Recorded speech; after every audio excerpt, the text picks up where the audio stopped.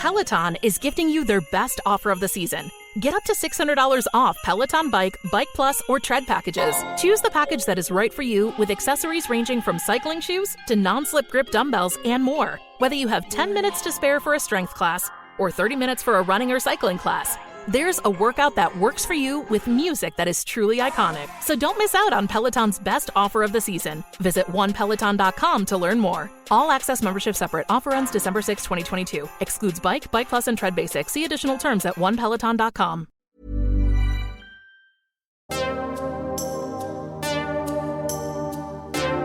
From the creators of Relevant Magazine, this is the Relevant Podcast.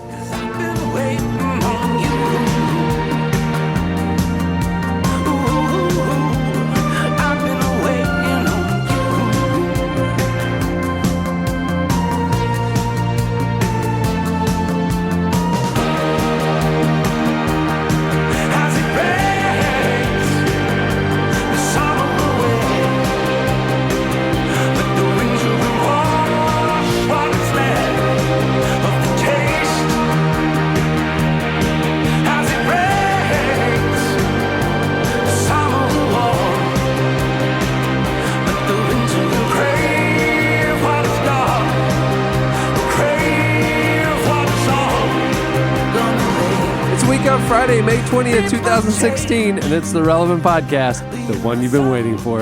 I'm your host, Cameron Strang, and this week's show is brought to you by Squarespace.com. Hey, whether you need a landing page, a beautiful gallery, a professional blog, which you have, or an online store, it's all possible with your Squarespace website. This week, I decided, I looked at my own website, and I had to, it just looked ugly, and I was like, how do I do this? And I changed it, and it looks like nice and tidy, and it took me like 5 minutes. Squarespace, there you go. I'm continually impressed by them. Creating your website with Squarespace is a simple, intuitive process. You can add and arrange your content and features with a click of a mouse. They make adding a domain to your site simple. If you sign up for a year, you'll receive a custom domain for free for that year. You can design a best-in-class site or online store with Squarespace's award-winning templates, customizable settings, and more.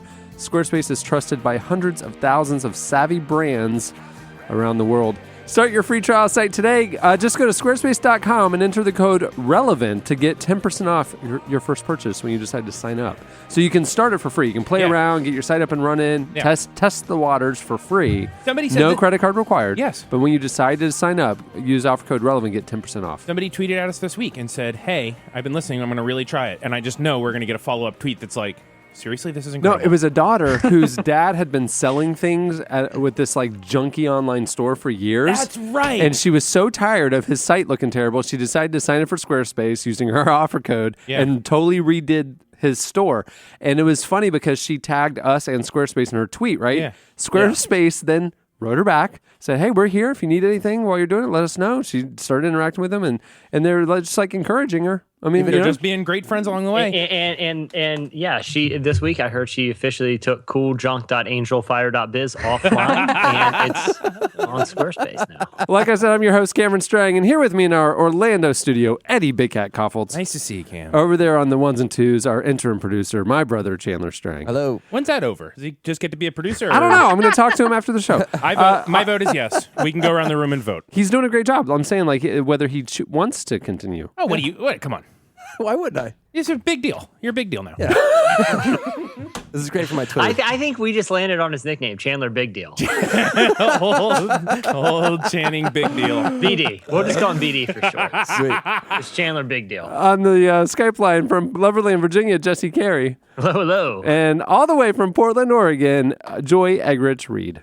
Present. This is a moment. This is a moment that the podcast has been building up to for probably 10 years.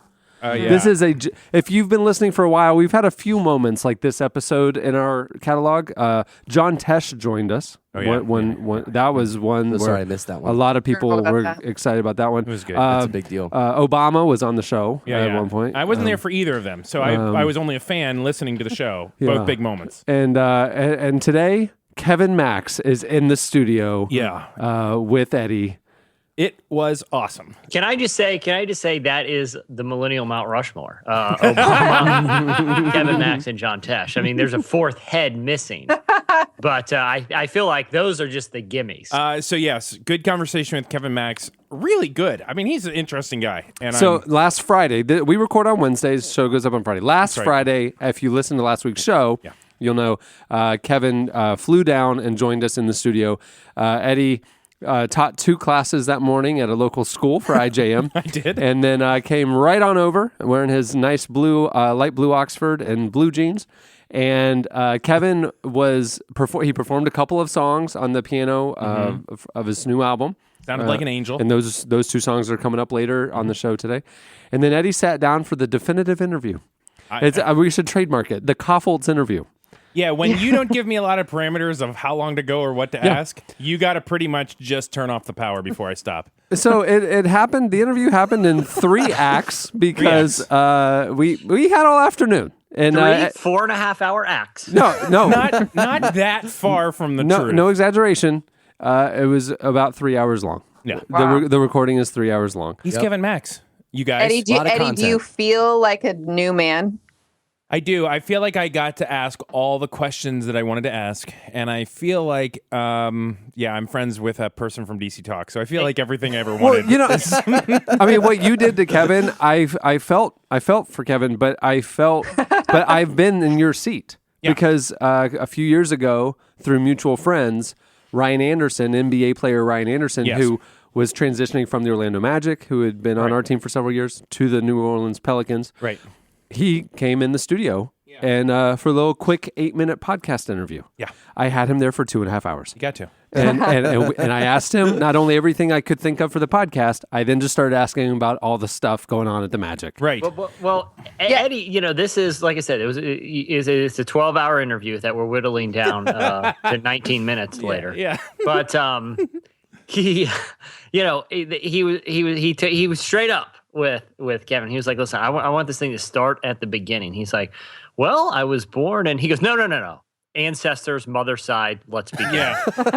I opened up and did like the Louis Gates thing and just went through his ancestry and had just a really deep talk about his heritage. It was really beautiful. But I will say, though, it kind of came on the heels, of course, of the DC Talk reunion deal. And so we addressed that. Yeah, that was a big deal because last Wednesday, they had been for about a week building up with the vague announcement 2017. Yeah. All the fans were all at Twitter. Everybody was all excited. Something big's going down. Because we all thought that ship had sailed.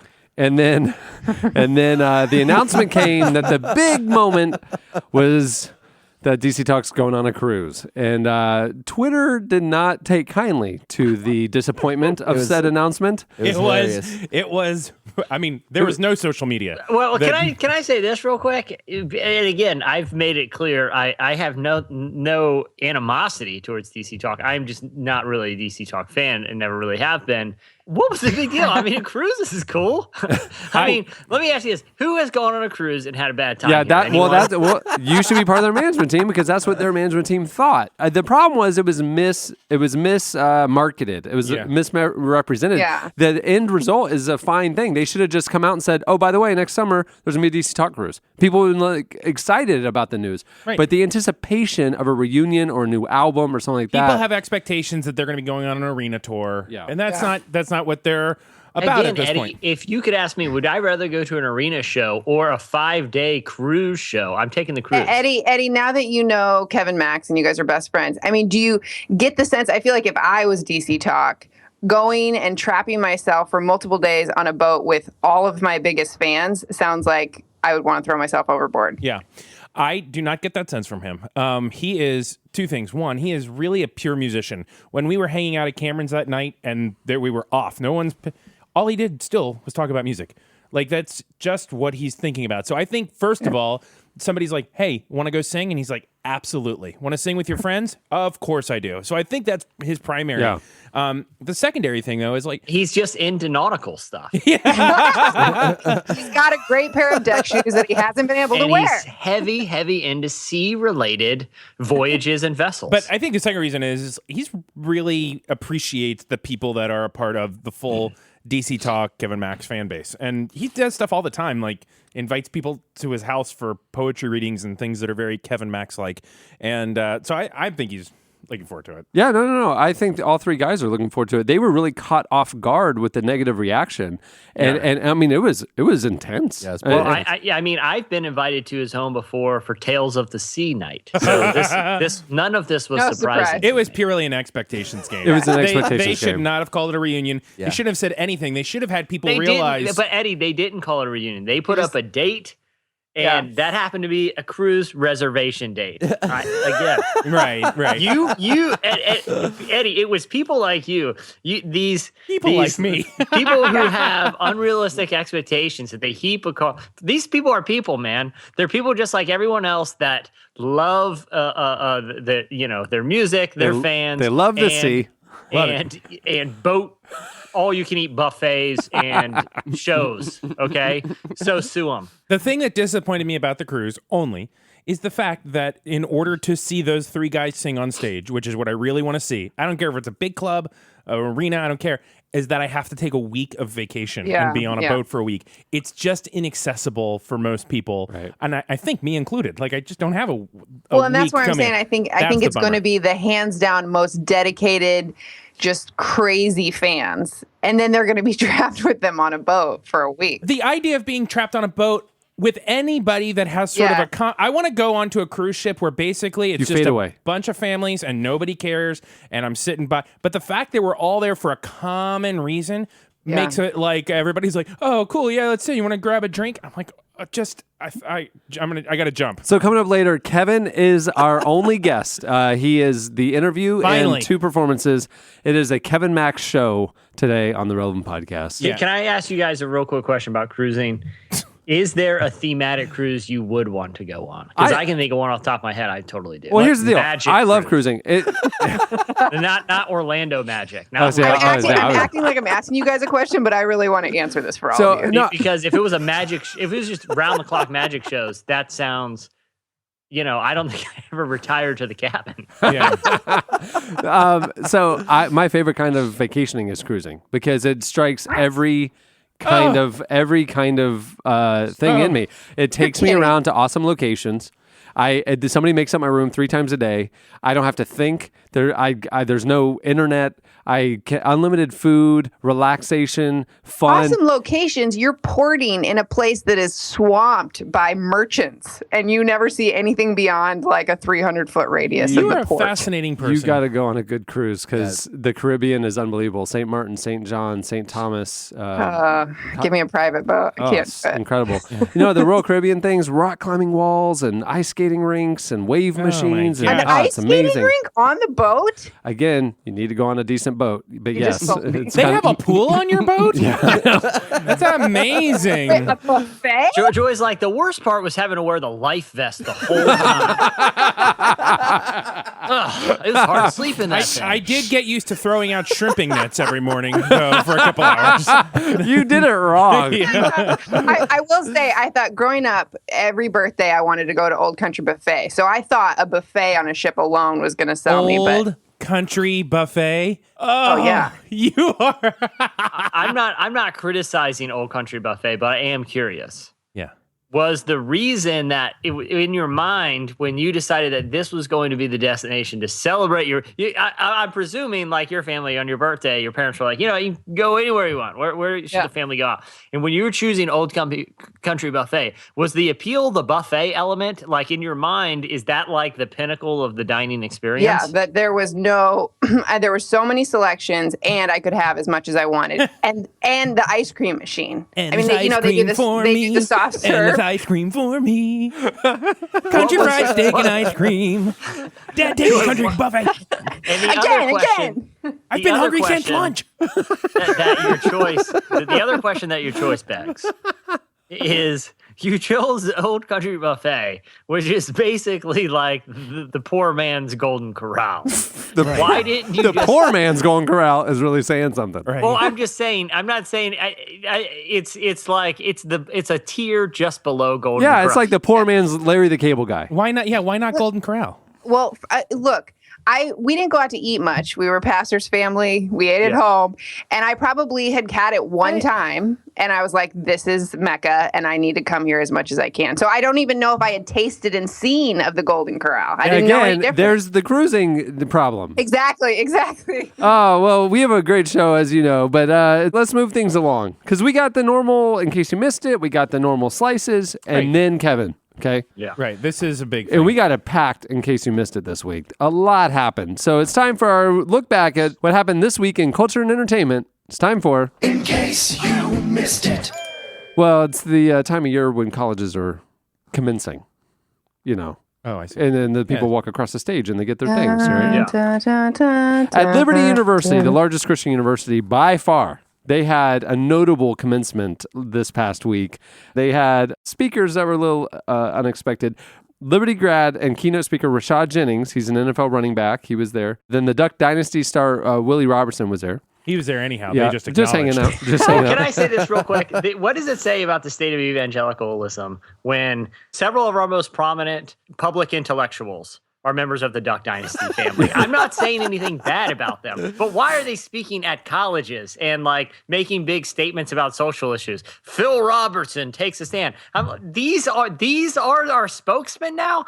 Look, the reality show is funny, but these are the guys? Yeah, they're the GOP nominee. So, yeah, it's exactly what's happening. Screenwriter Randall Wallace, he was there. He spoke. And also Mel Gibson and Vince Vaughn. Now, one of those is not surprising. Yeah. What? Who? Mel Gibson. Yeah. He's just a real wild card. Nothing that guy does ever surprises me. But Vince Vaughn. Vince Vaughn? Yeah. At Liberty. Yeah. So Vaughn stars in the film Hacksaw Ridge. It's about a World War I hero from Lynchburg. The movie's directed by Mel Gibson and was written by Randall Wallace, who Randall wrote Braveheart and Heaven is for Real. So he's he's a strong Christian guy. So these two guys are, part of this new film that Randall Wallace was kind of promoting. So they're there to promote their film, and they got up and spoke during the Liberty commencement. Here, it's just a little awkward, but you can judge for yourself. Here's Mel Gibson. Wow, I had a shower, washed my hair. I didn't even get a robe. I'm partial to the green color, but there's only one green guy here. I think he got it first anyway. Last in, worst dressed, I guess. And I got the beard memo, right? That's good.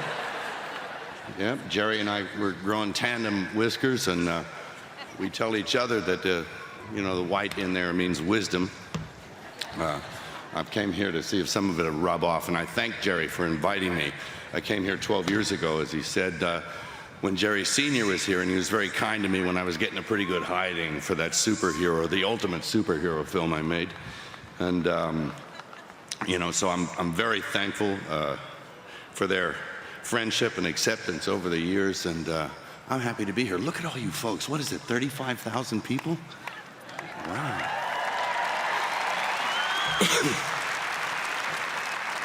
Amazing. So, there's that. That was Mel. Okay, here's what you need to hear. Here's Vince Vaughn at Liberty University, where he has no desire to be. Yeah. Nice to be with you here today. You can hear the enthusiasm. He's already tempering. Mel does not tell stories out of school. I'm a great talker, but I'm a fantastic singer, and I thought maybe I could do a Whitney Houston song for you guys. And I want to dance with somebody. There's no context for that joke, by the way. He's not referencing something. Right, he's just... I feel like we got a great experience. I want to thank Jerry and Becky for making us feel welcome. Their kids, they were fantastic. Falwell Jr., by the way. On this commencement day, I feel like we got an important example of what it's like to go to school here. We found ourselves at this point, you realized that he didn't know he was coming on stage to talk about it. And we did not go down the jumps. That seemed intimidating, but we did go down the tubing part, which was exciting. This is a graduation when you're going fast, and then you see the pad, and you start to wonder, is that pad gonna stop me from going through the pad? And then once it does, you say, well, we'll stop two of us or three of us. So what is this? That was very fun last night, and we topped it off with a cookout burger, which was exciting as well. Oh, that sounds like he's literally just talking about the last. Yeah, exactly. I want to say congratulations to all of you and your families. on this great day. What a great accomplishment, and great place to share this experience with each other, and excited for your futures and for all that lies ahead of you. All the best to you. Thank you so much for having us here today. Thank you, guys. The worst graduation speech of all time. It starts off with like a joke that is like, I'm going to start off by singing Whitney Houston. It has no context. It's like you say, But wait, are you sure? Are you sure there was no context for the Whitney Houston joke? They allowed to dance? Are they allowed to dance at Liberty? I don't know if they're allowed to dance at Liberty. A lot of Christian colleges are not. But you know what's ironic about this is that like until last year, Liberty students were not allowed to watch R-rated films. So 99% of Vince Vaughn's films, they shouldn't have been able to know who he was. Yeah. They're like, Bill, who is this guy? They would have been fined $50 for breaking the honor code. And they're like, Vince, we have a question in the back. And they're like, yeah. How well do you know Kirk Cameron? Is he cool, we have another question. Yeah, what is Kirk Cameron like?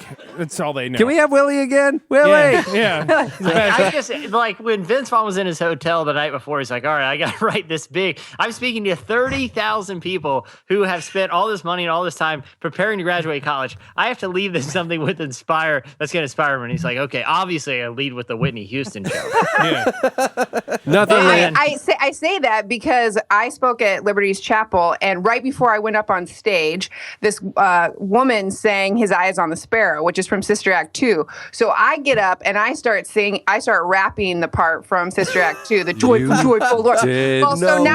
Wow. Now the recording of it doesn't have the woman singing "His Eyes on the Sparrow," and just non sequitur, if you will, is me rapping from Sister Act 2 and then going into my talk. So, but the other thing, like Vince Vaughn, it's like he told this tubing story that really had no ending. Like in his mind, he had sort of formed the idea that it was going to be a story. Then he just kind of trails off. He was like, and I went tubing and I kept wondering, what if I go through the pad? Will the pad stop me? What if the pads don't hold? Anyway. Well, if the pad could hold me, I wonder if it would hold 2 or 3 of us. So then and it's like, is this a metaphor? Is this a metaphor about my future? Or is he just rambling here? Is he just trying to think of something, anything? Gotta tell you, it was a big mistake. No, he did not know he was going to be called up on stage. Yeah, it was probably like they called him up on stage, and right before they were like, this is a place where you can't swear. And so the whole time he's just thinking, don't swear, don't swear, don't swear. And that's what comes out of Vince Vaughn's mouth. Anything you did from Swingers through Wedding Crashers, you're up. He had to have sat down with his agent after this and is like, to be clear, I did a movie with Mel Gibson, and I just spoke at Liberty. So maybe we could think about who I associate with, because I got a different brand I'm trying to build here. It's the same thing the DC Talk guys had with the Cruise publicist. Yeah. So listen, after we wrap True Detective on HBO, we're gonna head over to Liberty. Yeah. In case you missed it, this week Justin Timberlake and Anna Kendrick released an incredible cover of True Colors. Oh my gosh, that was almost as good as I'm sure the Whitney Houston song "I Want to Dance with Somebody," covered by Vince Vaughn at Liberty. Yeah, no, the Cyndi Lauper track "True Colors." It happened at Cannes Film Festival and it went viral. Here is a clip of the cover.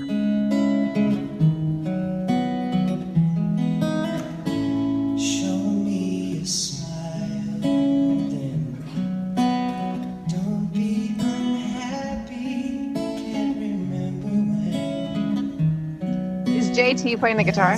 Yeah. And another guy.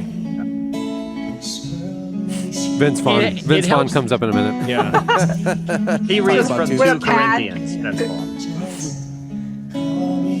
You'll hear Mel Gibson have a tirade in the background in just a minute. And I see your true colors shining through. I see your true It's such a great voice. That's why I'm loving you. So don't be afraid to let them show your true colors. True colors are beautiful. I see your true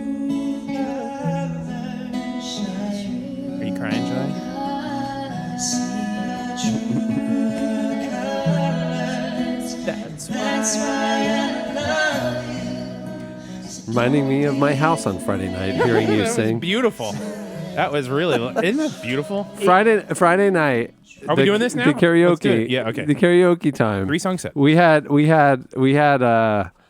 dinner. It was a nice dinner. Lovely. After dinner, I gathered Italian everybody outside under the stars. Yeah. And then we had the string lights up and the big long table and the whole thing. And I after dinner gathered everybody in the family room. And Kevin shared a couple minutes, just with the group was a lot of like creatives and just people who are like, chasing their dreams. And one so guy whose like knee is shaking in the corner, Yeah. getting sweaty and excited. Eddie literally was holding the guitars. He was sitting there while Kevin was talking for a minute. Now, granted, this wasn't very long. This is just maybe less than 5 minutes. Yeah. And Eddie couldn't help himself, but he started playing riffs. He really, literally did. Started strumming the guitar. I'm a musician. And I was like, all right, we're going to transition to the next part. Kevin has so graciously agreed to indulge Eddie's dreams. And Eddie came up, got a bar stool, sat next to him, and had chord sheets that you had printed out, chord charts. Yeah, heck yeah. sheet What am I going to do? music. Not have chords in front of me? Yeah, and all the lyrics of some DC Talk songs in a little black binder. Black and We played 3 songs. 3 songs. Man Who Sold the World by David Bowie, Right. which was actually, he was really amazing on that. Because I knew he was like a David Bowie fan, Yeah. so I wanted to Yeah. he was amazing. Then we did In the Light. Yeah.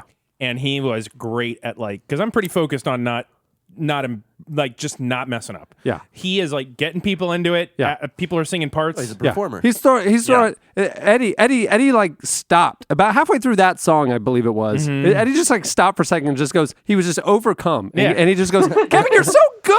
And then he just kept going. I believe And what it I starts- said is you sound just like you. Because he did. He sounds just like him. No, there was a moment he did Yeah, a yeah. riff or something, and you literally yelled, Yeah, "Kevin, you're so good." He is so good.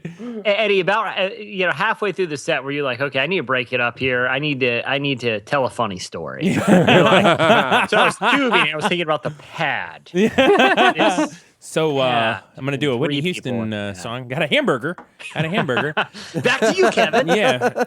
And then, of course, we closed with Jesus Freak. Yeah. And Eddie, can you imitate him? His voice? Can you do it? Like you can I know, imitate me. No, but I will say this. At the end of every song, I assumed like we're kind of wrapping it up. And he gives me the little like keep going thing. And at that point, he just soars and Yeah. just like doing oohs and ahs and all over the place. And it then, and then Eddie was just so in the pocket. He's like making the eye contact, and then he goes quietly, "I'm going to end you on an E," and then like bring it in, and then he's like, did not. "Bring it in it there." was so good. It was almost too good. Like such chemistry. It's almost like Anna Kendrick and Justin Timberlake type Right, it is. chemistry. It is The like- best part was when everything came to a natural conclusion for everyone. Eddie yelled out, "Key change." Move the capo up a little higher. Modulating. He was awesome. His voice is still magical. It was it was a big moment. I went home and I was like buzzing. I'm like, Brian, like that was really cool. She's like, I know, that was really fun, wasn't it? I'm like, no, seriously. Like he sounded so great. She's like, yeah. Like he 2 really hours did. later. This is pretty late. This is Oh, late man. for I was- Pop Pop. Like a About week 2 hours later, I just hear my phone ding, and it just says, "Dude." Like he was probably laying in bed, and it was just washing over him the memories of And what just before happened. people ask, there's nothing. He doesn't exist. This was it. Yeah. If we see each other, you can ask me about it, and I will tell you beat by beat the entire night. Yeah. But that's the only recording of it. It was Whether awesome. you want to hear it or not, You're he like, will tell you you're about not it beat interested? by beat. Okay, Vince Vaughn, just have a seat for a second. I need to tell you about something that happened one time. Vince Vaughn. Man, Vince Vaughn can really spin some yarns, can he? He can. He loves it. It's like Garrison Keillor, Vince Vaughn, Vince Vaughn. Willie from Duck Dynasty. It's the great storytellers of our generation. And not only that, you're talking to college grads. You're talking to people on the eve of them entering the most important phase of their life. You have to leave them something here That went that tubing. they're going to remember. That when the times get tough, because they are going to get tough, Yeah. that they're going to think back to that commencement. Yeah. And what did that successful person say to me? You know what? I was though? on the pads Hold on. before I Maybe, got the. maybe we just don't even understand. Maybe that the tubing pad thing was a metaphor that was so deep and profound that it will resonate for the rest of their lives. The meaning will reveal itself in time. 20 Yeah, years it's later. like I have to make if I want the cookout burger on the other end of this thing. I have to think about what it's going to be like if I wreck my body through these pads on some tubing situation that I'm not even totally clear what he's talking about. He's talking about their indoor snow skiing rink. They have an indoor snow skiing facility. And so what he was talking about, they didn't get on skis; they just did the tubing, Tube, and they're yeah. going, they're sledding down the hill, the snow hill indoors, heading toward the padded wall. That's what he's talking about. Life doesn't have a safety net. That's what he was saying. That's right. Yeah. Even though the tubing kind of does. And he should have really just said, if you work as hard as me, you're going to eventually get to speak at Liberty University and do a movie with Mel Gibson. So keep working, kids. In case you missed it, this week Lady Gaga was back in the news, and talking about faith and criticism is interesting. The controversy started when she took to Instagram last week to thank Father John Duffel of New York's Blessed Sacrament Church for delivering a beautiful homily at her family's restaurant. The caption with the priest said, "I was so moved today when you said the Eucharist is not a prize for the perfect, but the food that God gives us."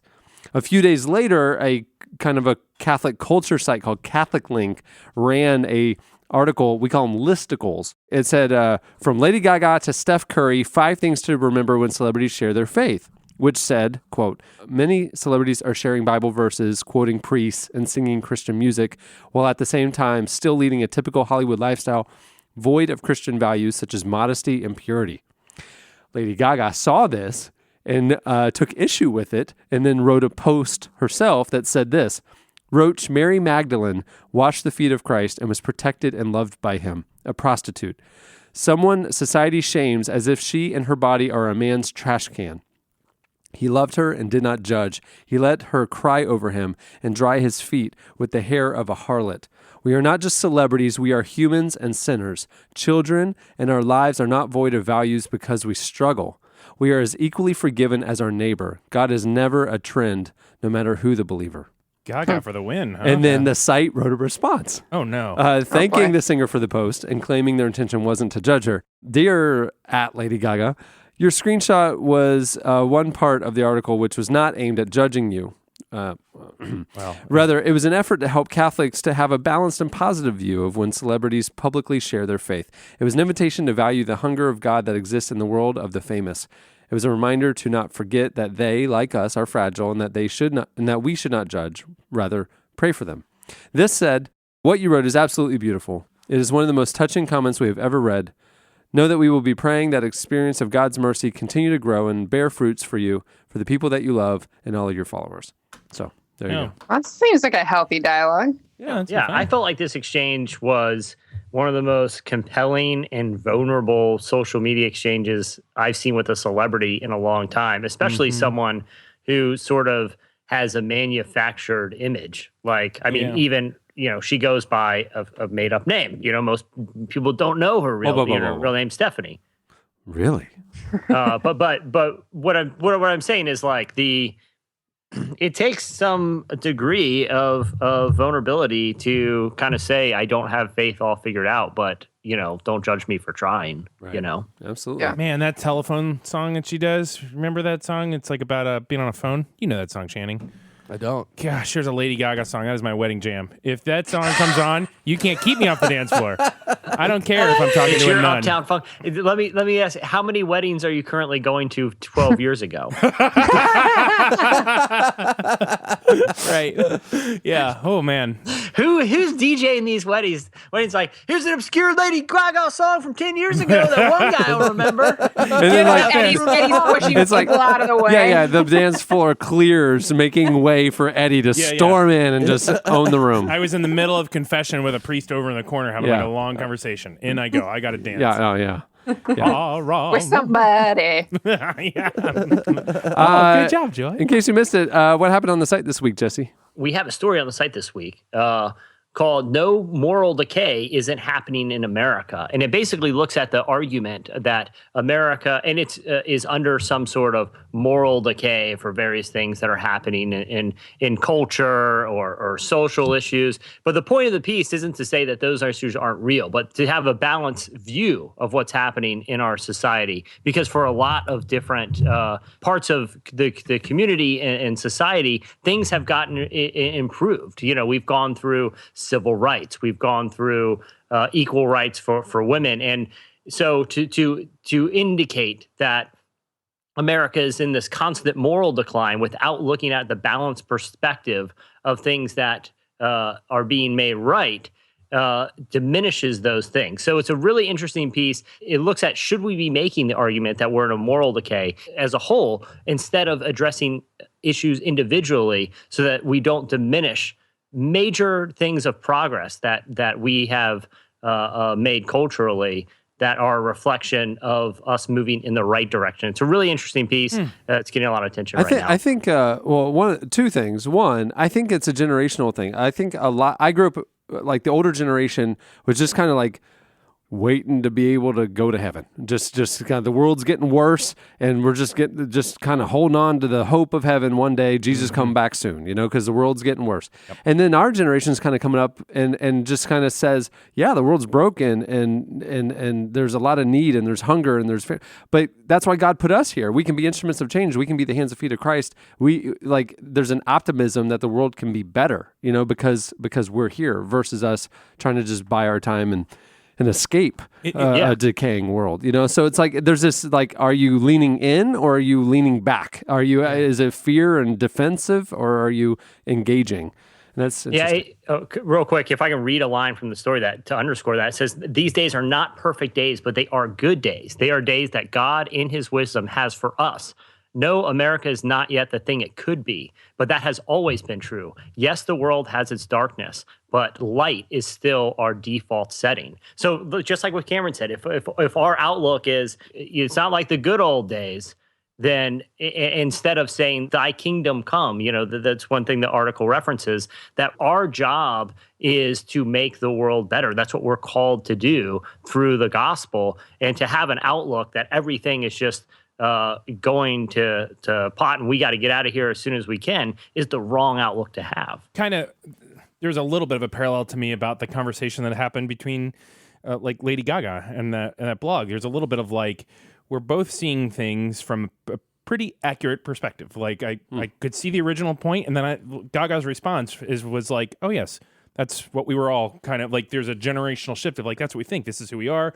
We're broken. We're going to be honest about messiness, and hopefully Jesus is okay with that. And it's just an interesting thing about just seeing the parallels between what you were saying, the generational shift and how we are viewing faith in light of just how we were raised. Yeah. Well, it's not to get and maybe this is not something that, I don't know, not to be overly political, but it's something like why a phrase like "Make America Great Again" is problematic is because what time are you going back to that was so much more ethical that, what period are we looking back to say those were the days that we need to revert to, instead of saying, even though there is brokenness right now, it's not about decay. It's not going back to something that was great. It's about you redeeming the brokenness, but also looking at the things that have gotten better as examples of how the church and Christ are redeeming things. That's what people do with church, though, too. They're like, oh, I want to be a church. It's just like the Acts 2 church. I'm like, Acts, it was a mess already back then. There wasn't a time when the church was this fully perfect, realized thing. Yeah, I want to be in the 2016 church. Right. Paul is writing letters over and over again to basically churches that are just a gigantic mess. And he's saying, I mean, yes, maybe that pad will stop you, but you don't know if the pad will stop two or three of you. Yeah. Let's go get a hamburger. And if you're worried about it, how are you going to get the cookout burger tomorrow? Yeah. So that's what I'm saying. So a provocative piece. For certain, but one that I really feel like I said, Cameron was talking about, I feel like touches a generational nerve and is starting some interesting dialogue. It's on relevantmagazine.com right now. And that'll do it for In Case You Missed It. It's time for entertainment releases. Music coming out on May 27th. Seth and Nerva are coming out with Never Alone. They're never alone because Seth is always with Nerva. They're just together. That's two people. Those are two Seth people? and Nerva. Yep. Good for them. Yeah. I hope they have a nice They found each other. They're never alone. Last success. Their album's coming out May 27th. And you dropped Also coming out on May 27th, Thrice is back. The album is To Be Everywhere is to Be Nowhere. It's a metaphor for reuniting on a cruise. So Did you pre-write that or That was just think of perfect. that? That was perfect. Well done. Really nice That job. was too polished. That was really good. Off the cuff. just read it for the first time. Yeah. Movie releases coming out May 27th. X-Men Apocalypse. It's the Christian installment about the X-Men. All about end times. Randall Wallace, I think, wrote it, and Vince Vaughn and Mel Gibson are starring in it. Yeah, Tim LaHaye was. Tim LaHaye, yeah. Good one. Yep, that's good. It ends with a guillotine scene, and Wolverine does not take the mark. So, With a cameo by Kirk Cameron. Yeah. have you seen the original Tim LaHaye. Thief in the Night? Not Left Behind, Thief in the Night, like the creepy No. 70s one. No. Yeah, of course I've seen it. Okay. So that was the most confusing ending to, like, it made no sense why they, spoiler alert, by the way, if you haven't seen this 40-year-old apocalypse movie, the last scene in the movie, you followed this hero from the beginning who though she was left behind, has come to the knowledge of what has happened and has dedicated herself to being a Christian through the tribulation. And the last scene, she is dragged before the forces of the Antichrist and placed under a guillotine because she refuses to take the mark. And you're like, this is how the movie's going to end, with a martyr, with like a champion of this is the example. And as the blade is falling, she yells, "I want the mark." The blade falls, and that's the end of the movie. What is that even? Why do they end it like that? Because that's what happens sometimes, man. Real Like- life. It's No, like, Jesse. It's like Jesse. the pad thing, man. Yeah, I was saying. like a Coen Brothers movie. It's Yeah. just sometimes. It's like the guillotine is it's good for one of you, but you don't know if the guillotine's going to be sufficient for two or three of you. That's We've right. we've just now realized the reference that Vince Vaughn was making. It's Yeah. to this film. He was in pretty deep on this thing. Yeah. He spent all night. He's like, I got 90 seconds here. I need this thing to be layered and have tons of metaphors that only these kids at Liberty are going to get. Also coming out May 27th, Alice Through the Looking Glass, the Johnny Depp and Hathaway movie. Vince Vaughn also appears in that one and has an odd rambling moment and then leaves. He's just making cameos. Low expectations. Eddie, for that. don't start talking about Anne Hathaway. We got to stop before we're ahead. Oh, just- All right, well, that'll do it for entertainment releases. Johnny is just such a generous actor. In case you missed it, Like it was just cool. the behind the scenes of what happened with Kevin Max. He would just be off camera, just feeding me lines when he didn't even need to. It's just like It was a gift. Yeah, it was a gift. it was a real gift to work with John. Stay tuned. Up next, Slices. Some people try, but they can't find the magic. Others get down on their knees and they pray. I come alive when I'm close to the madness. No easy love could ever make me feel the same. Make me feel the same. Make me feel the same. I know I can lie, but I'm telling the truth. Wherever I go, there's a shadow of you. I know I can try, but the force something new. But wherever I go, I'll be looking for you. Wherever I go, I'll be looking for you. Listen to One Republic. The song is Wherever I Go. At the beginning of the podcast, you heard Future Islands, not to be confused with Lonely Islands, who also have a new album. Yeah. But Future Islands, the song is Seasons, Waiting on You. Love that song. It's amazing. All right, it's time for Slices. What do you have, Jesse? So it looks like Netflix may actually be causing a public health crisis, or potentially could.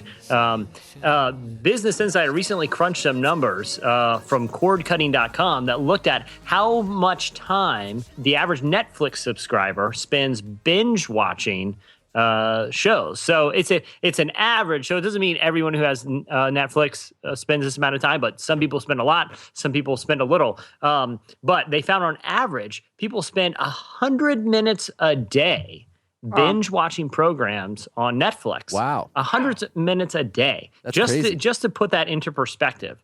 That's more time than people have said that they spend participating in sports, exercise, or recreation, relaxing and thinking, reading, and socializing and communicating. It's bigger than each one of those categories, and it's more time than all of those combined in a single day. Wow.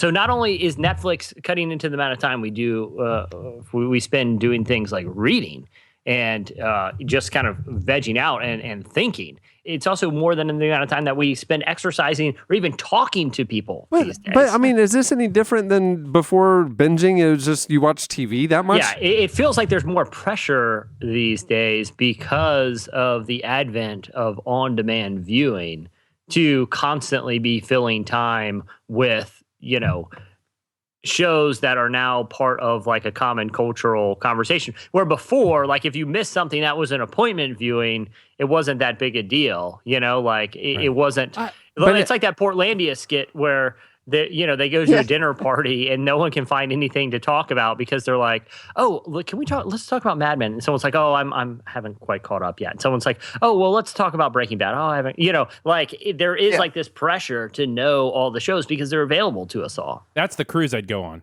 Just a Netflix cruise. Just a binge watching cruise. Stay in your windowless room, walk back and forth, and watch Mad Men. Yeah, and then every once in a while I break for the crab legs, and then we're back in the room watching more Netflix. Bloodline season 2. That's how I watched West Wing.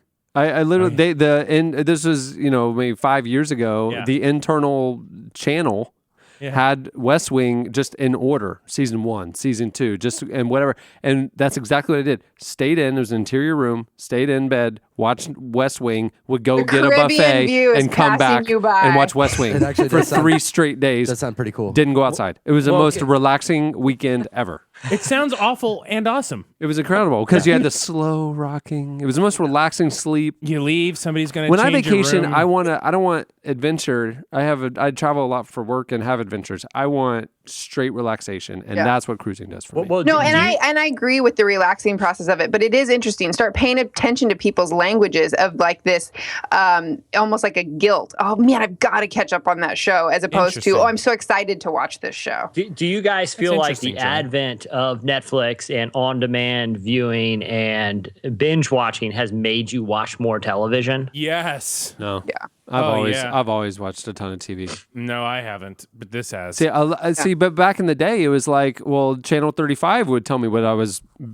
quote unquote, binge watching because they put on Dick Van Dyke reruns and they put on, Bob Newhart show reruns, and I would just watch those every day. Gosh, I used to watch only the news as I got ready for work and SNL. That was all I watched basically until Netflix came out. Really? And the most brilliant thing that they do is the next episode is starting in 10, 9, 8. They don't even let you have a moral, like, should I watch another one? Until it just they shame you with, are you still watching? Yes. Until it's like, okay, it's getting concerning. It's been 5 hours. If this isn't because you're using a lot of our bandwidth here, we want to make sure we're not wasting it. It's like, this is a health concern at this point. You haven't moved for a concerning amount of time. At this point, blood clotting is a risk. Well, didn't they create those socks? Did those take off where the socks know if you're asleep and they shut off Netflix so you don't lose your place? What? That's amazing. But it is crazy. Just that's the next thing for Bombas. Yeah, Netflix sucks. It's just how, the advent of not just Netflix, but the on-demand entertainment, the internet in general, has completely shifted how a lot of people, maybe not everyone, maybe a lot of people watched a lot of TV prior to that, but how a lot of people are spending a lot of their waking hours compared to other major categories. It's different than any time in human history. I don't watch a ton of Netflix just because I don't know what I want. When I plop down in front of a TV, I just kind of go through the guide. I want to I feel like that. Now that you've shown me what's possible. Right, that's right. Netflix, I have to sit down and kind of think about I choose to watch. Netflix, doesn't it recommend? They do. Yeah, they say you probably would like this. Yeah, but maybe Cohen's choice has really messed up your selection. Exactly. It's exactly what happened. So I have this weird mixture of kids stuff. Bob the Builder. Thomas. Why am I watching Thomas? Yeah. I already seen that one. I do love Thomas, and Day of the Diesels is a great one, but come on. That Diesel 10 is a real jerk sometimes. And Cohen, they made kids Netflix a couple years ago, and he could set up his own account, but his historical infant viewing is still messed up my recommendations. It thinks that I used to really be into things like Thomas and Yo Gabba Gabba, and I can't shake it. I've logged into the website to remove it. I can't get rid of them. You'd think that you would be able to go in your history and to like delete some of those. No, I have. You'd think. And that's why I'm like, I just gave up on Netflix. I'll watch Kimmy Schmidt. I'll watch Aziz. I have to basically set a boundary around myself. Like, unless there is a show that I know I'm going I to know watch. I set that boundary around you with Kevin. right. But like, unless there's that was called a restraining order. And no big deal. the judge Actually, I shut put it that in down. camera. It's all right. And it's 35 feet. Don't I'll just forget. I'll text Kevin now and make sure we're cool. I texted him at the beginning of the show to tell him I couldn't talk because I'd be recording. We talk all the time. But like with Netflix, like I won't let myself turn it on unless I know there's a thing I'm going to see. Because like, What, do you because the risk is that you'll spend all your time there? well, the reality of it is that I have spent time there. Like, it'll just be evening. I'm just like, clicking endlessly through it. I'm like, I'll watch that. So now I try to like, okay, whatever Cooked season 2 or something is about to come out. I'll watch that and then no more Netflix for a while because I can't stop it. See, my I love it too problem much. is that I grew up and for 7 years, we didn't have a TV. And then all three of us kids pitched in and got this little 19-inch TV with a VCR. And we rented a movie every Friday night, and that was it. And so watching movies it's still so exciting to me. It feels like this special little gift that I will go like through. going to the Sizzler. Yeah, exactly. I'm like, I've just wrapped up at Old Country Buffet, and now I spend 2 hours just deciding which movie I'm going to watch because I don't want to screw it up because I don't have that concept yet that there's tons, and you can stop and pick another one. The video store is right here, Joy. I think the internet has like dramatically changed the way my attention span works because I don't want something most of the time. I don't want something that requires like full engagement. Like I want to be doing something on my phone or I want to be on my computer doing something. I think that's why I listen to so many podcasts because you can still have your eyes and your hands free. You know what I mean? You multitask. See, that's my problem is again with the whole childhood issue that I have is that if I'm watching something, the only other thing I can do is fold laundry. If I try to do emails, it's pointless because it's like, nope, I gotta pay attention to this dialogue. I gotta get my money's worth. She's just like transcribing the dialogue in her emails at some point. You guys ever get weird emails from me that are Gilmore Girls? She was watching Sicario and trying to do emails. I think Joy is trying to get me involved in a cocaine deal. I'm not sure. All right, what do you have, Joy? Okay, well, so I know that we have a lot of Canadian listeners. And, I think all of them. What? I think all of them. All the people in Canada that have the ability to listen to the internet, I think, listen to this show. There's like a month delay. Where the technology has reached. Yeah, we have a Royal Mounted Police. What are they? Mounties? They love us. He goes from town to He town. delivers the file. Yeah, with a little USB stick. Hey, here we go. Running like a town crier, town to town. Podcast here, podcast. Hey there, Rick. I'll By come the back way, tonight. are Pick it those up. not the most unintimidating law enforcement uniforms on the planet? I mean, they are barely movable. They're on a horse, so even if you have a fairly low-geared bike, you could get away from it. Like, Or if you can just run sideways, like zigzag. yeah, Just spook the horse. seriously, you got a pellet gun. Either way, you can defeat a horse without even trying. Or the only more inefficient law enforcement vehicle. I guess it counts. I guess a horse kind of is a vehicle. I don't know what to call Not a it. vehicle? Mode of transportation Yeah. for law enforcement. Mode of conveyance. Mode of conveyance is either a Segway or those 3-wheeled Segways things. Yeah. Like in the area of town here, like the Bar District, they're always like going up and down the street, and it's like if I want to evade you, I can either go up or down a curb, neither of which your Segway can do. Right. Like I can literally just walk up on the curb and say, "Arrest me! I surrender." Oh, wait a minute, you're not gonna get off the Segway because I know for a fact, and you know for a fact that one of these jokers watching what's happening is gonna get on and start riding and laughing, and everyone's gonna get high fives because it happens here every Saturday night. I'm on the curb, just leave me alone, drive away, and if someone is acting dumb in the middle of the street, and you can catch them, even they're going like 8 miles an hour, slower than a quick stroll, then good luck. It's like the police department, they just wanted Segways. They are totally inefficient for stopping street crime. All right, is I'm it time? done. Is I'm it done. time for my slice? We'll move on No, to my that's slice. Joy's turn. I want you guys to know what I do. What I do is I say my opening line, and then I start an episode on Netflix, transcribe 6 emails of dialogue, wait for you to finish. and Joy, you that's mentioned it. Canada, so you teed that one up. You knew I was going to go into a Segway law I know.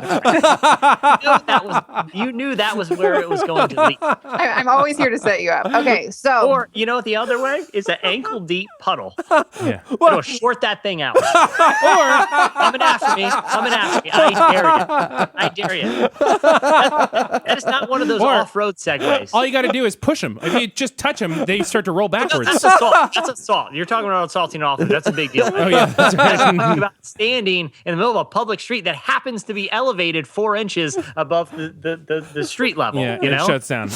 I still think I'd rather have a horse to a Segway though. I feel like just in terms of respect. I don't. Yeah, respect, but a horse is a lot of responsibility. Yeah, but I Like don't if I wreck the Segway, I'm going back to the police department. Hey, got away from me, guys. I don't think you can If wreck I a go back into horse. The police department and say, "Hey, the horse got away from me, guys." That's a big deal. Right, you got a whole horse roaming the streets right now. Listen, I don't know what happened. I went in to use the bathroom. I was literally 90 seconds. 90 seconds. I mean, it's the fastest horse alive. I mean, Somebody was you gotta walking be by with an cautious. apple, and that next thing you know, the horse is just walking away. wild horse roaming the streets right now, and it's 3 o'clock in the morning. I don't know what to And do. he's got a gun and a little badge on him. Yeah, I meant to tell you, I left my gun holster A little hat. kind of around his neck. Yeah. Bring it to the restroom. There's a horse with a loaded gun walking around. Right, and a little police. Right, it's his And I ankle. tried to tell people buy the Segways for this department. He's got a little policeman hat on. Why are we enforcing the law the same way they did 400 years ago? Or Let's go- This is what the Make Romans America used. great again. Yeah, let's go back to my chart. Horse versus Segway. At the very least, the battery would be dead right now. I don't know if the horse is dead. Yeah, that's what I'm saying. Horses can figure it out. They're gonna go find food. That guy's gonna keep going. I don't know if it's just Portland and maybe because we're close to Canada, but at the Portland airport, we have our police are on mountain bikes, so this huge tread, but then Yeah. it's the floor's carpeted. Yeah. So like they ride by you and it's just this like low, like Do people make fun of them like, hey, cool indoor bike guy, and just put their head down and keep going? I'd be like, dude, seriously, a bike in an airport? Come on now. Yeah. I do. Well, what I make fun of is the fact that not only are they on bikes on carpet, but they set it on the gear where their feet have to pedal super fast. Like they're going uphill. They're moving so slow, but they're just really moving. Right. Amazing. Hey, deputy, how's the Tour de France going? And then just walk away really quick. Yeah. You come alongside like they do on the tour and put your hand on his back and just help him move along. Can I be honest here? I know it sounds goofy, but I've honestly thought about this. Like if you're looking for a way to more effectively patrol, it could be an indoor area, it could be an outdoor area. Yeah. Okay, and you're in law enforcement. Yeah. Because the things are speed and agility, right? You got to catch the bad guys. You got to be faster than them, Yeah. and you got to be more agile. I know right? exactly where you're going. And that's the problem with Segways and bikes. They are And they horses. can't.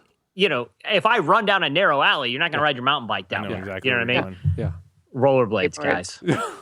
Yeah. I'm dead serious. Like, there's no criminal that would escape a guy on if he was good. If he's on good. rollerblades. Yeah. You gotta be good. good. You can go over curves. You can go through water. Skateboard too, because then he could do that nice move where he like runs and jumps off and grabs his skateboard and then he pulls out his gun. He's like, "You're under arrest." Yeah. No, that's right. Yeah. That's a little flashy. That's a little But hey, flashy. you But know. the rollerblades. Yeah. And you don't have to worry about abandoning the vehicle or whatever. And someone they're strapped to your feet. You know. Yeah, but for speed, I agree with the rollerblade thing. But now they're at the point of arrest, and he's trying to stabilize himself and put handcuffs on this person, and then his legs just start going, like, you know. Right. No, no, Right, no. like It's the guy with perfect. what about just smaller horses? One that could easily go inside of a door, Like a and into Shetland bar. pony. Yeah, Shetlands. Yeah, something that could hold an average size, 200-pound solid police officer, and you can take it anywhere. Inside, outside, and if you lose it, they can't be that expensive. You got to buy them in bulk, and you just go grab another one from the I car. think they sell one on Amazon Prime. I saw a commercial You about can get a that. Shetland pony, no problem, easy. I hope one of our Canadian listeners is transcribing this list because I think they need to submit it to the authorities. We've got Yeah, a they're lot listening. Of, They're listening to the podcast while doing emails, and they're subconsciously transcribing all of these ideas. Yeah, All even of which know. are more effective than a gigantic horse. Yeah. That you got to keep feeding all the time. You know. Okay.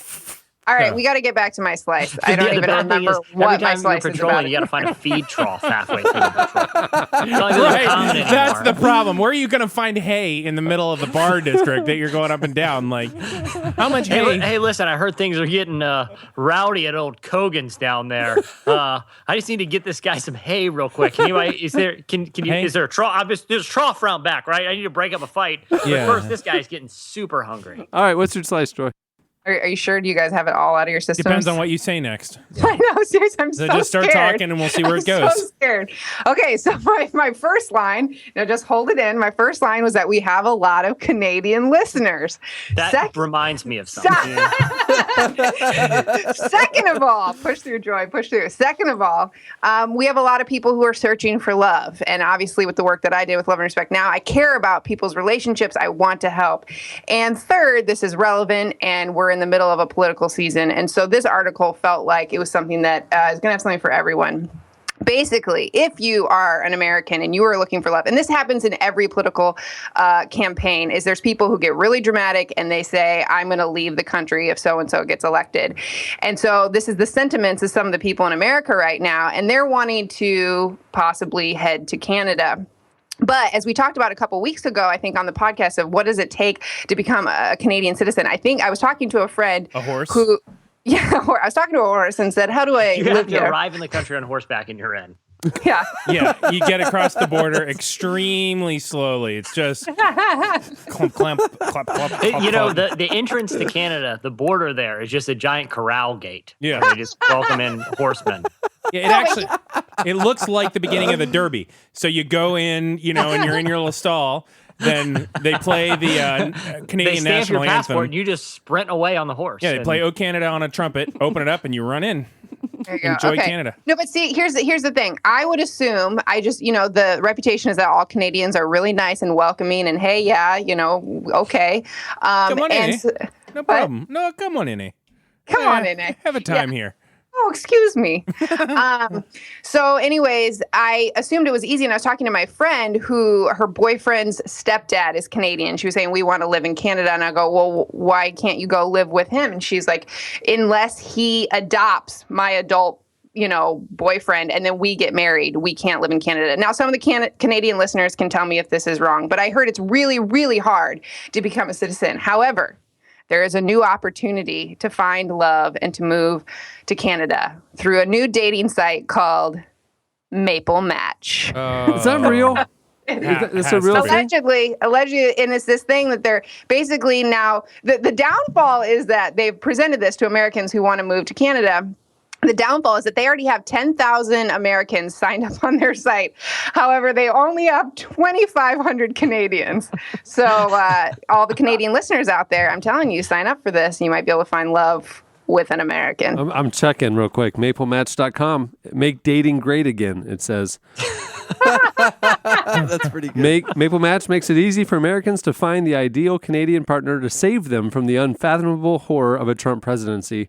No. Wow. Want to learn more? Get me on the wait list. I think But it's here's a the joke. thing. I think anybody it's a joke. it doesn't matter, if you're just trying to get to Canada. for a joke. It's just What? it's just a landing page that Like they a- probably made okay. from Squarespace, and there's a click to get me on the wait list. It's just an email list. I bet. Yeah. You should click it and see where it goes. No, I bet that's a joke. the executive is named Joe Goldman, and he's talked to the Canadian Broadcasting Corporation about it and said that there's 10,000. So it's a waiting list. There's a waiting list to be on it. So maybe it exploded much more than they actually thought it would. Can I ask a real honest question here? Yeah. Channing, can we sign you up for this right now? Let's do it. Okay, we'll get Channing signed up for Maple Match. And then you give us a play-by-play. Just as a test, and let's see if you get a date over the border. Because we have a lot of Canadian listeners. Do you know But anyone if with a horse? he tries to produce the show from over the Everybody in border, we're going to have Canada. all types of technical problems. All right, what do you have, Eddie? Oh man, there's some pretty serious slice coming out of this. On my favorite website, Relevant, I read an interesting story this week, and I usually don't bring slices that were, already on our site, but I thought you were going to say Catholic Link. no. But I found this. I read this great listicle on Catholic Link. that You wouldn't believe who Scott. commented under it. I found this study so fascinating. Vince Vaughn commented under it. Yeah. Vince is a big fan.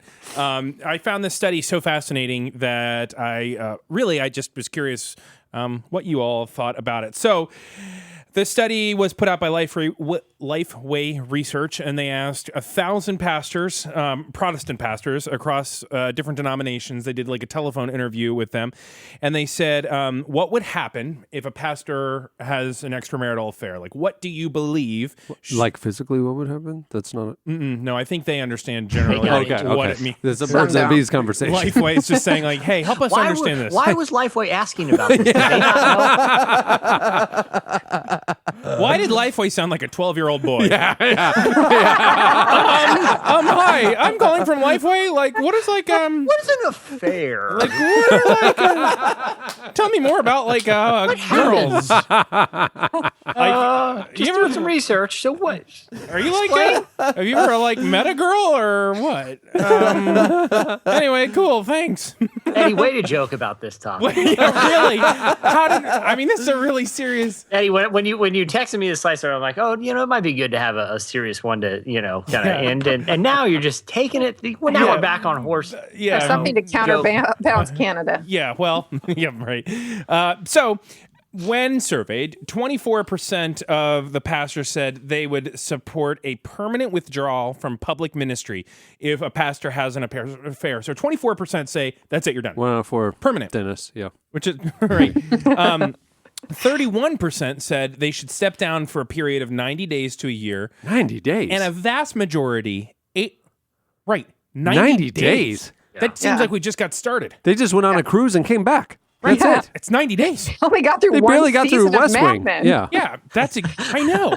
That's what actually was really shocking. So 86% believed that congregations should be informed if their pastors receive church discipline for misconduct, though very few of the pastors, 13%, said that initial allegations should be told to the congregants.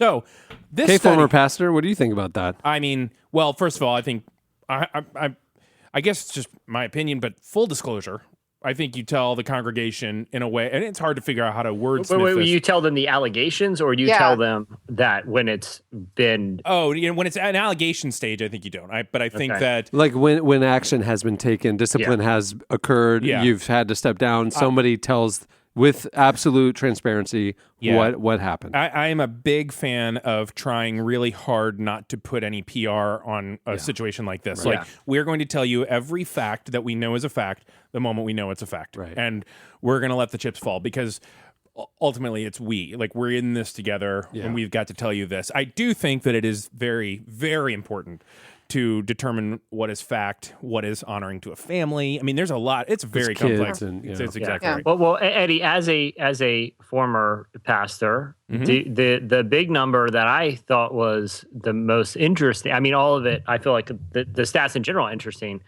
but a quarter saying it should lead to permanent withdrawal from professional ministry. I don't know. Do you have an opinion on that? Yeah, I think that is an asinine response because, first of all, anecdotally, sorry, just to clarify, an asinine response is permanent withdrawal from ministry. Oh, yeah, I think it is graceless and irresponsible, and I think it is minimizing of the work that God can do in the lives of the multiple families that have been destroyed. And, truthfully, I have spoken to, we went through this as a church, and we dealt with it really personally.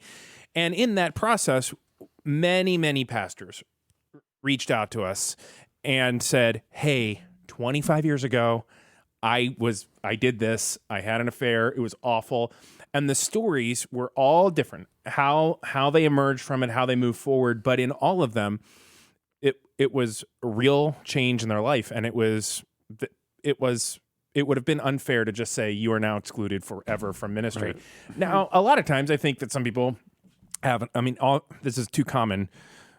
There's so much evidence in both directions. It's ridiculous that we even have a study that, of course, people would have an opinion on because you just hear of pastors falling all the time. But I do think there are a lot of pastors who re-enter ministry way too quickly because it's a drug. It's all they know. They got to get back in the pulpit. And so they, I don't know, fake restoration, I think. My concern is, like you said, they have to get back in the pulpit. And I also feel like I observe, I think there is something really beautiful to a pastor coming under the authority of the church body and the elders and taking that time to grow and possibly re-enter into ministry. But what I feel like I see happen is they take some time off. They remove, I'm always red flag, when they remove themselves from the authority that they were caught under and go and get under the authority of another church. Right. That's always, to me, so scary, you know? And I think something happened in our church, and there was this beautiful moment where one of the elders, this is several years ago, one of the elders was brought up in front of our church, and all of the pastors like spoke to him and told him what he did was wrong and why it was wrong. And then as a church body, we all prayed for him and his family. So I agree with you. It can be so beautiful, but when they flee or when they go away or just go into the dark, that scares me. The other measure of this is, and a lot of times this doesn't have to do as much with the pastor, is the church that's walking through this. And one of the questions I always ask is, well, what is your church doing for the person who the affair was with, the other person? Because so often they are just shunned, pushed away quietly, they move, you never hear from that person again. Restoration is just as important with them. And if we're not pursuing restoring that relationship as well, if they were a part of the church community, well, then really what we're doing is we're just propping up and trying to get our stability, our pastor, our celebrity back. Yeah. Whole restoration is really hard and really messy, and I don't know that I've seen it done well a lot. But to put a blanket like, no, they never go back to the pulpit. Do you think there are things that are disqualifiers from ministry? Maybe you don't have to answer that if it's too difficult of a, but I'm just saying, like, I feel like the people who answered in that way, just trying to get into their head, probably have drawn some sort of hard line where they say, this is, I would say active, unrepentant, unresolved sin. But I don't, I mean, what sinful behavior in your past, if you reconcile that with God, should preclude you from, I mean, it doesn't preclude you from the gates of heaven. Why would it preclude you from being in a pulpit? I think with the right healing and accountability and transparency. I mean, I think it's my issue is just the institution. Oh yeah, like puts this one guy in the spotlight, and then the whole machine breaks down if we don't protect that. And so they just like, whether it's a good timing or really healthy or whatever, they try to just get things back to normal. Kind of push things back to normal. Yeah, like I completely agree with you, but I think how many years of this guy's life led to that act happening or that moment? How long did it go on? How many years will it take to be fully healed, to deal with root causes, to be a place of healing where he can then God can use that brokenness, giving him an empathy and an understanding and of grace and mercy and things. I mean, like the ministry on the other side of that season could be so powerful through that, how God can use that that pastor. But I mean, rushing the process doesn't do anybody any good. Well, and the wisdom that it takes, I think very few churches would possess. Like the wisdom to have a conversation, multiple conversations about, what did you learn? Why did this happen? Where does it start? Because so often you hear, oh, well, just our marriage is going hard. It was bad for a year. And I met this person and blah, blah, blah. And then it's like, no, it was not a 1 year. It started when you had no idea who you were when you were a kid. Affairs start way before you ever even met your wife or your husband. It's so, unless they have that kind of realization, then it's just the recipe hasn't really been figured out. It seems like people who want to get back in the public, it feels like if someone's really gone through this huge situation in their life and they really have come to a place of repentance and healing, I would almost think that they would not want to get back into the place of that level of leadership and authority because of the way Scripture talks about the responsibility of teacher and leader, that it almost feels like they would, if true restoration had happened, there would be some level of humility of going, the Lord can use me, they can use this story, but in terms of leading an entire congregation, that might not be my journey right now. To me, I would really admire that. I always question who after you've done all of this, who actually would want to return to the pulpit? That's right. Like a genuine change. I was going to say the other thing I feel like it calls into a lot of questions about the whole concept of like professional ministry. Someone who does it because really, we all, to some degree, we're part of the priesthood of believers, like if I was banned from doing it professionally for some moral indiscretion, it doesn't absolve me of my responsibility to minister to others. It's just like, it makes such an interesting distinction about the professional line of ministry and my basic responsibility as someone who is within the body of Christ. Like nothing's going to absolve me of that, because if it does, that means, then I don't fully believe in God's grace and redeeming power, Yeah, there's a huge underlying problem is that it really is professional. It is the setup that we have right now for a pastor. Yeah. Even right in the first place. It's like the system we've created. You're going down the hill. You're just going down the hill, and you're looking at the pad, and it's like it's okay for one. It's okay for one pastor. Is this pad gonna kill? But the 2 or the 3, will it sustain? Will it sustain? And I'm saying I don't know if I'll make it to the cookout. I got to go get a burger. That's what I'm saying. Oh, jeez. Congratulations, everyone. You've really done something. You certainly have graduated from Liberty today, a school that I've walked around these past 12 hours. So, I've been really appreciating it. I'm going to be honest. I'm not entirely sure why I'm here. Yeah. I want to thank old Superman, Mel. Don't know what that's about. I was wedged between 2 pads for about 11 and a half hours and put on a suit and came here. Who are you people? Thanks so much. Look forward to being more part of your great school in the future. That'll do it for Slices. Stay tuned. It's all happening. Kevin Max. He traded his guns for love, but he's caught in the crossfire.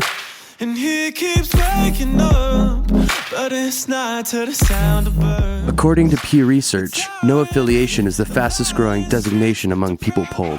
In his book, The Resurgent Church, author Mike McDaniel says, if we look beyond the unsettling trends, we begin to see something encouraging. Churches reinventing themselves and finding ways to reach the unchurched. Based on a 5-year examination of reinvented churches, Mike McDaniel has discovered 7 critical pathways to help churches thrive in today's post-Christendom world.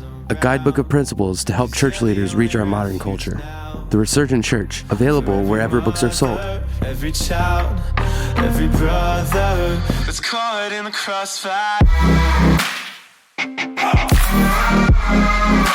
It's caught in the crossfire. You're listening to Steven. The song is Crossfire. Steven with You a get PH. caught up in the crossfire. That one? Yeah. It was inspired by the 1980s kids game and ensuing commercial campaign. Steven, how do you come up with that name? Just Oddly, his name, God-given. his birth name is Lady Gaga. Yeah. Just Steven. Yeah. All right. So what I'll do is normally I would read a little bio, a little intro for each thing that's about to happen. But because Kevin Max is going to join us to perform songs from his new album, and there's going to be another segment of a conversation, I'm just going to give the Kevin Max bio now. Yeah, that's smart. Okay. And then we just move, and then we just listen. From 1988 to 2000, Kevin Max was the voice behind the band DC Talk. And massive songs like Jesus Freak and Just Between You and Me. DC Talk, if you didn't know, they quickly became the biggest selling CCM act in history. CCM means contemporary Christian music. Yeah. Again, Which they have I'm rebranded. educating a generation here because there's a lot of people who didn't know how big DC Is Talk that still was. a magazine? Nah, it's like a website or something. Oh, But they don't even call it contemporary Christian music. They found like new things to. Christ and culture and music. It's Really? exactly like It that. is not. No. It's almost exactly I that. think I think. community is in it. Oh yeah, Christ and community and music. Wow. Coffee, banjos. that's pretty accurate. That's every church. Yeah. Biggest selling. We just do things different. We're about community. Like, yeah. We they really all want to are. have authentic relationships. Yeah. We're just going to be known. It's not like we're just going to get into the word. We Yeah, know. it's like, look, I don't know. We don't play by rules. Our pastor sits on a stool. Yeah. Yeah. And it's like, what's the big deal? And every week he just wrestles with the tension. That's it. He just Yeah. wrestles with the and tension. the church is just not. It's not. It's not. The it's, backup singer on our worship band wears a big, cool floppy hat thing. Yeah. So, It's not yeah, a place. It's we're- the people. We know what's happening here. Yeah. Among our whole worship band, there are 7 tattoos. Yeah. 7. And we're just gonna get our hands and feet dirty. Like we're in the community. We're changing our city, you guys. We don't pass an offering plate. There's just a joy box in the back. Yeah. You don't even have to give offering. You know, if you missed a sermon, download the app. It's cool. Yeah. No big deal. Yeah, we got it. We got a college kid designed it for us. So. App is the same. Not sure if you've heard of our font. It's called Helvetica, and it's great. So accurate. DC Talk won 4 Grammy Awards and sold millions of albums worldwide. That was just like my dad just letting me and my brother fight it out, knowing they'll come back eventually. They'll figure it out. In 2001, it's like the runaway horse with the little police officers. Eventually, they'll come home. He's got my gun, eh? Yeah. In 2001, Kevin made his first solo album, which was called Stereotype B. He did that with producer Adrian Belew, who did like David Bowie and Talking Heads. I know. It was on EMI Records, and continued. And then he continued to make a string of solo albums until 2012, when he joined Audio Adrenaline as a lead singer. The album Kings and Queens became the top-selling album of Audio Adrenaline's career, with the hit single of the same name. After 2 years with that band, Kevin left to pursue his solo career once again. What you're about to hear are 2 songs from his upcoming solo album, right? Which will be coming out on iTunes in June, but is currently streaming right now on The Drop at relevantmagazine.com. If you want to go check it out. Kevin also is doing a Pledge Music campaign to support the album, and you can get some really cool experiences and stuff. He'll talk about that in the interview. Yeah. So, Some very Kevin Maxian experiences. He joined us in the studio. He sat down at our old rickety piano and had at it. Here is Kevin Max.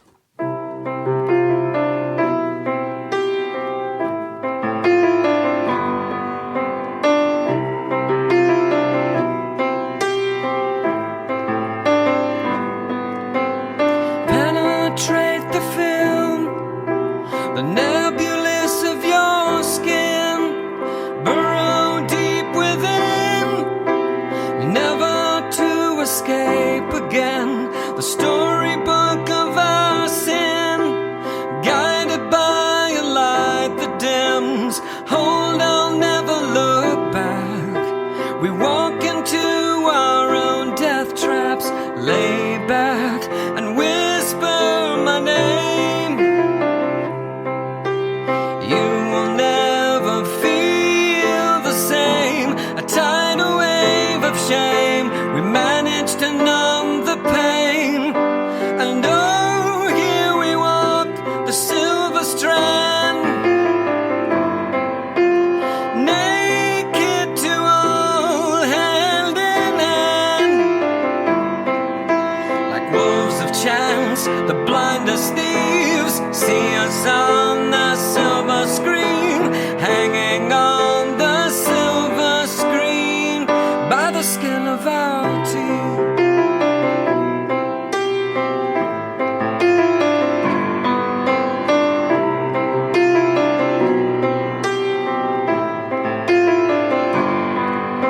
Like ashes we fall, like diamonds with all the flaws.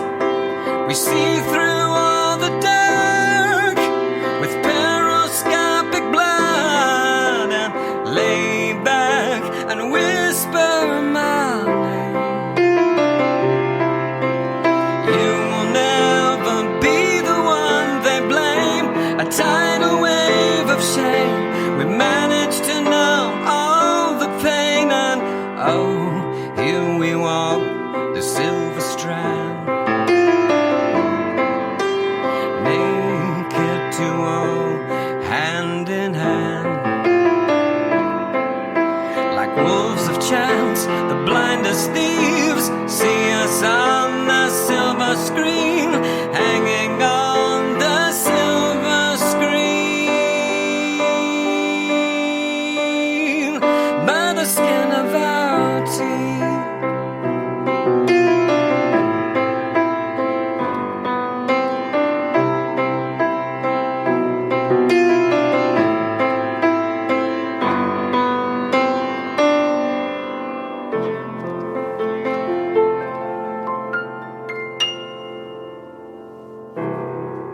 That was Kevin Max. Stay tuned for the Eddie Koffoltz interview.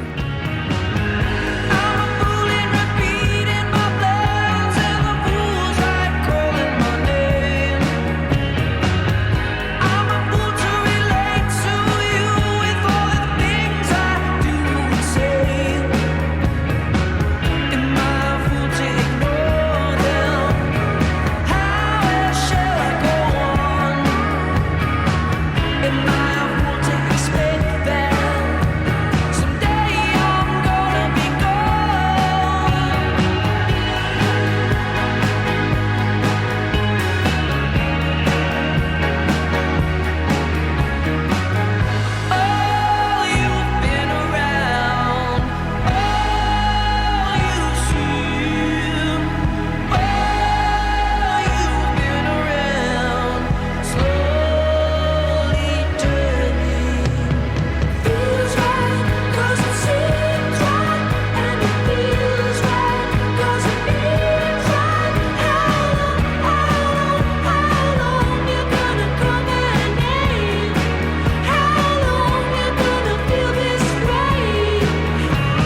You're listening to Night Moves. The song is Carl Sagan.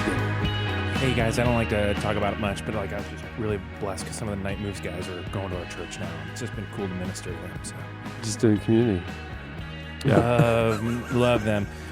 Carl Sagan is a friend too. There is no bigger DC Talk fan that I know of than Big Cat Eddie Koffolds. Yeah. And if you've been listening to the podcast for the last couple of years, you know that it's like literally within the first couple weeks. Yeah, Dave Matthews Band and DC Talk and Cats. That was the Really? that's the Mount Rushmore. Dave Matthews Band. It really hit my platforms early. This is what I'm going to talk about to engage the millennials.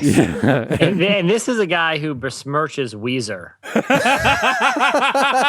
Besmirches. That's your favorite word. Such a good usage. And on the little Facebook thing for the Friday night dinner, and I posted to the friends. I said, "Hey, by the way, after dinner we're going to sing karaoke, and Kevin's down. He wants, he'll do some DC Talk stuff if you want, but he's down to do like 80s stuff or whatever."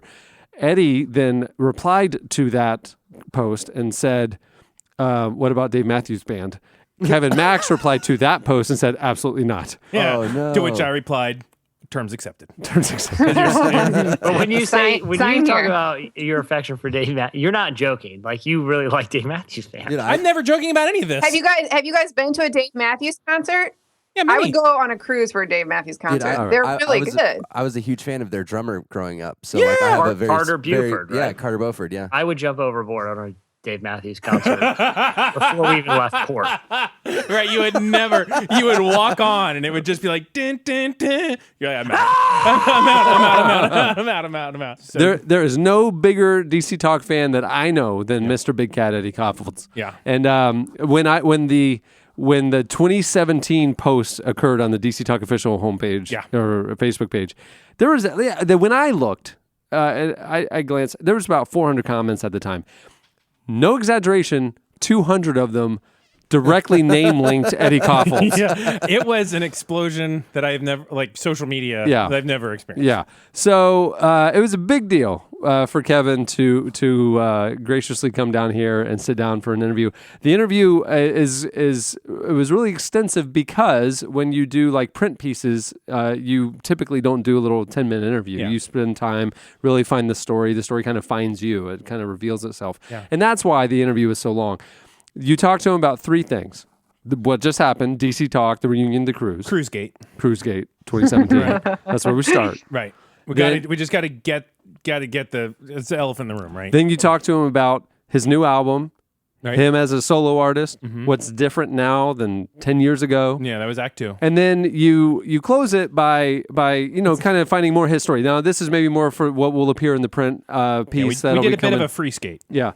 And then your very last question. Everything's done. Jesse, you weren't there. I'll tell you what just happened. We're sitting here. It's been 2.5 hours. We're all exhausted.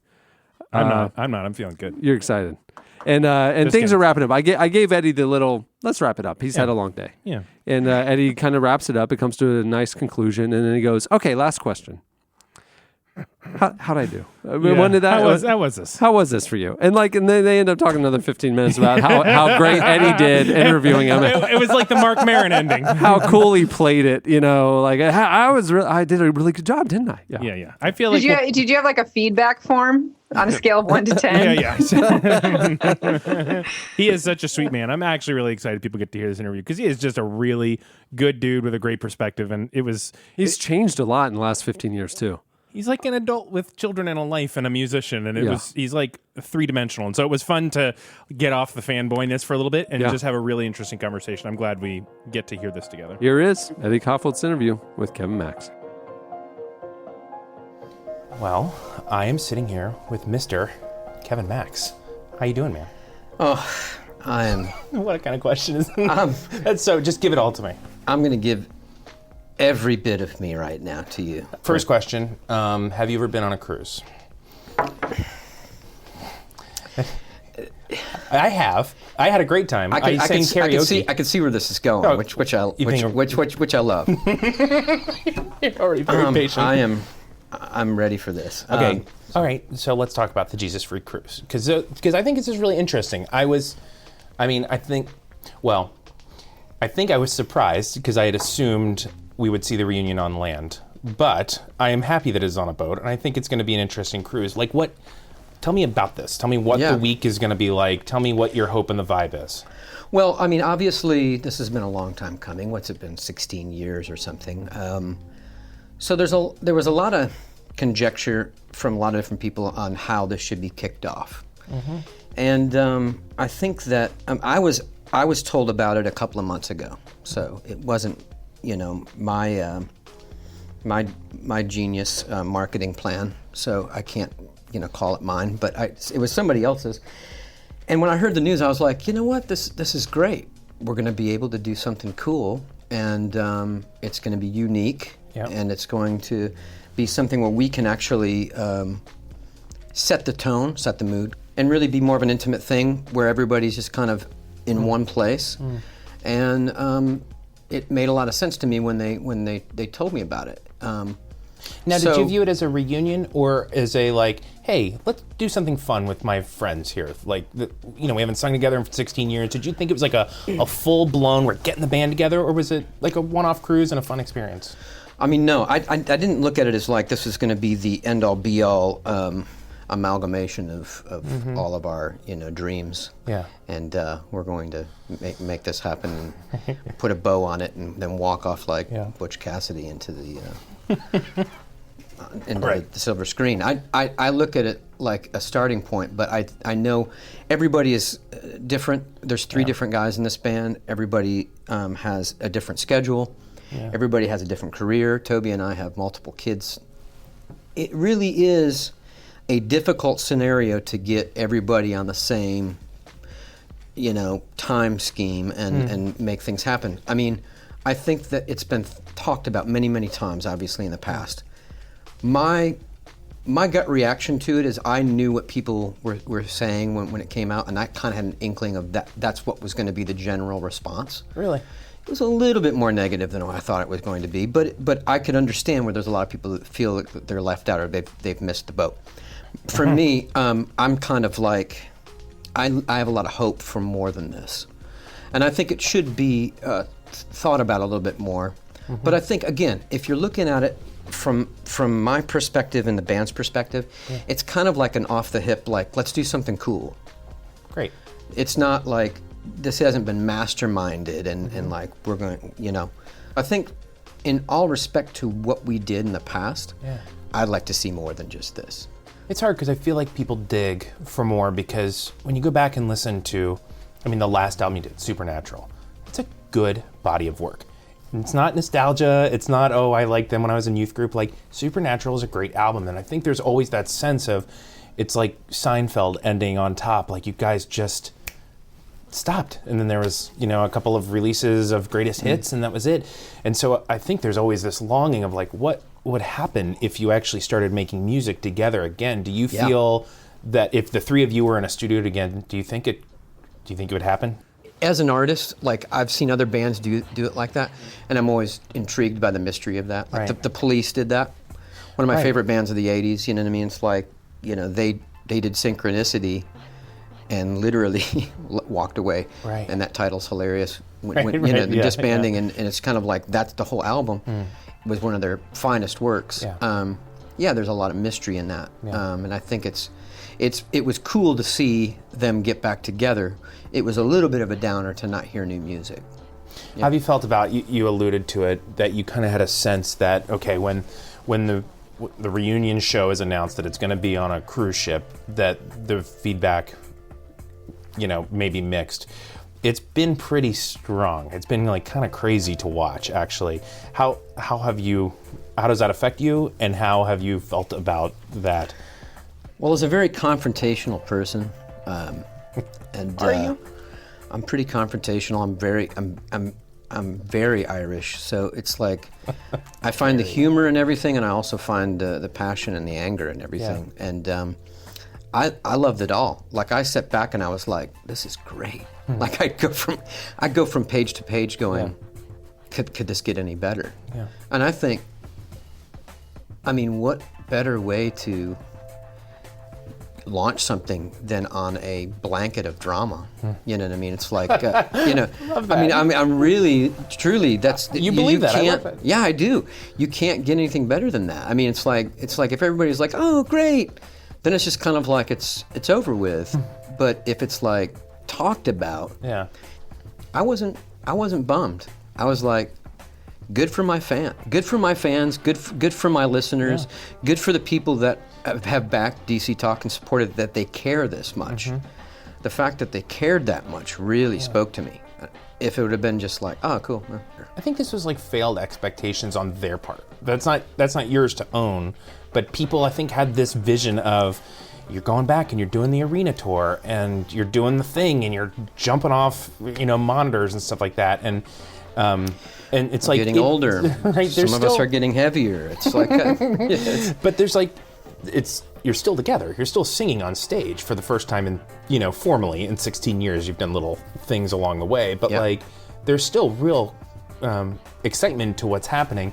Do you remember, like, if you don't remember like the first second you sang together, do you remember like one of the early moments where it kind of clicked, like, oh, this isn't just this. I'm not just singing with somebody else. Like, there's something in this. There's something meeting in the middle in the ether of our voices. We sang, and I'm trying to remember the exact context, but Michael and I went into one of these, and honestly, I think it was like an amusement park somewhere.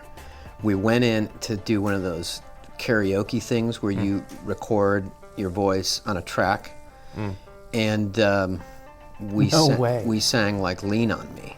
Oh. And this was early on with DC Talk, and I just remember us going, "Wow, that turned out really. That sounds really good." I think the first time we actually ever did anything together was definitely at Liberty University. Would have been on campus. Toby was, you know, writing these hip hop songs, and Michael was just kind of singing the choruses. Yeah. And when they asked me to come in, it was like I was singing in a different band at the time. We were in a rock band. And it was good quote fingers. I don't even know what that meant. It was called Connection. You know. It's with a K or a C? It was a C. Oh, thank God. But it was like, it should have been Rainbow Connection, right? That would have been killer. But it was Connection, and it was just the most horrible, rock band ever. But I was known on campus as the guy that's in that rock band, and so they kind of came up to me and said, "Hey, we've heard your voice singing. You were singing in another assembly or whatever, and we want you to sing on this album that we're making." And I was like, "Yeah." And he played me the stuff, and I'm like, "Are you sure you want me?" You couldn't hear yourself. I'm not really sure. Like it was very R&B and And so then we did it, and I can't remember what I sang on the first time. I wish I could, but obviously, like after that, we started doing little shows around the campus, and before you knew it, like everybody dug it, and it just blew my mind. I was like, this is really working. And it was the most bizarre thing to me. I'm just like, nobody's gonna like this. And everybody ended up liking it. And it speaks to, I think all of us as performers, I think Toby's, really had a handle on what he wanted to do, even that early on.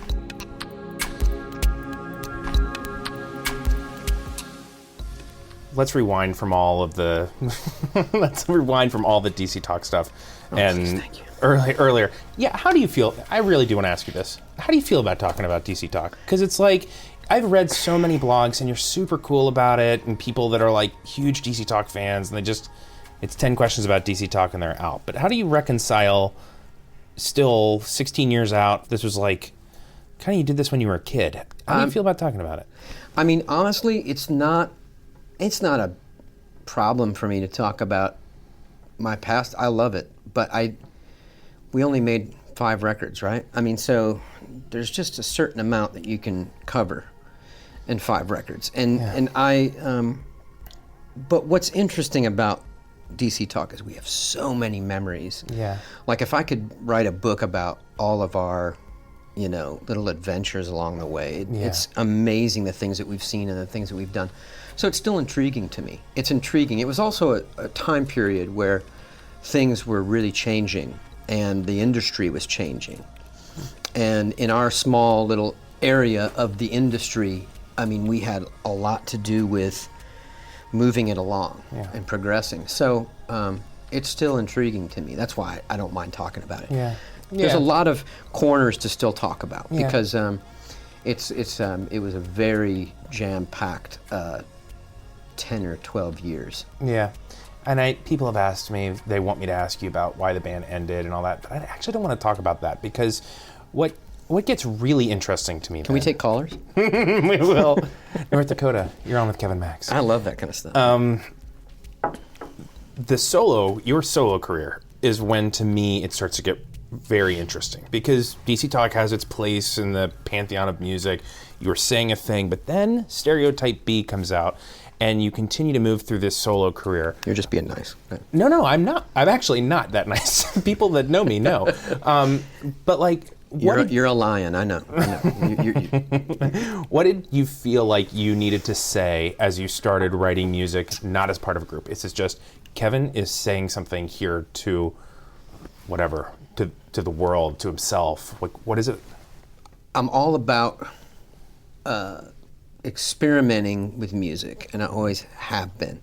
DC Talk kind of, in a way, put me a little in a box that I was very happy to be in because it was a great box. But when the box was kind of broken, and we were able to just jump out, you're not just singing the first and third verse and the high harmony on the chorus. The formula is gone. Right. Who's going to rap the bridge now? I was literally like a kid at Christmas, just like going, what present can I open? Yeah. Because I had all these ideas, and if anything is to be a fault of that record, it's just I had too many ideas. With this album, it was very misunderstood because people were like, is he trying to be a general market artist? And I was just trying to have fun with creating. Yeah. And I never saw any boundaries, and I still don't see any boundaries. So when I'm creating, there's no boundaries in my mind for radio or for alternative indie or pop or R&B or I'm writing. Yeah. So I tend to want to always do that because I think that's more true and pure than trying to come up with the hit. I don't know. I like it to almost be like a book where it's got a lot of ideas, but there is a beginning and an ending. I'm never looking at fragmenting and going, I'm just going to write this big hit and then everything else is filler. Interesting. What do you feel like what's the current book about? What mattered enough to you that you felt like you had to record this? Yeah, I mean, this album, I've told people this is my first album because I've written this 100% on the keyboard. Like the songs that I played in the podcast today. I mean, literally, that's how I started writing these songs. That simple. So it's always piano? It's always piano. I'm not a guitar player. All the songs were written by me from start to finish. And I told Cameron today, I didn't edit. There wasn't a whole lot of self-editing. It was just kind of like, this is it, and I'm going to record it. So... That almost feels like your life a little bit. And I don't want to draw a parallel that's not there, but it's almost just scattered and spontaneous. No, but not as as edited. Like, hey, I'm going to just be more confident and comfortable and like, this is what's happening. Yep. To be in a power group like DC Talk, that was very formula. And it was literally like a play. Where when we got on stage, everybody knew where they were standing. I mean, Toby used to call it organized chaos. Yeah. It's a lot more organized than chaos, in my opinion. Yeah. But that's show business. That's right. and that's why those shows were so great. Is because there was formula to it, and we knew there was an arc. Right. And even the projection behind us had a story it was telling, and it was timed perfectly. Yeah, it's all click in your ear and stuff like that or whatever. Yeah. Like it's. I mean, that's my Achilles heel. It's like I just don't. I should think more like that when it comes to performing.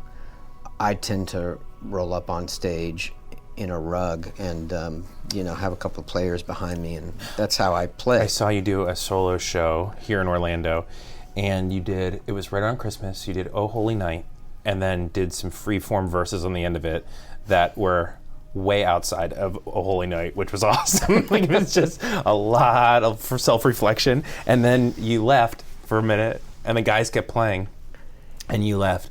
And I thought it was like an encore. You were like gone for like maybe 5 minutes, and you came out with a little star tambourine. That's what you went backstage to get. And you came out with the star tambourine. And I thought, this guy is making up his own rules right now. Is that what it's like when you... That's kind of like my life. Yeah, you're right. I mean, I guess I'm a lot of fun to be with because of that. But it's it's never boring. But again, it's not show business.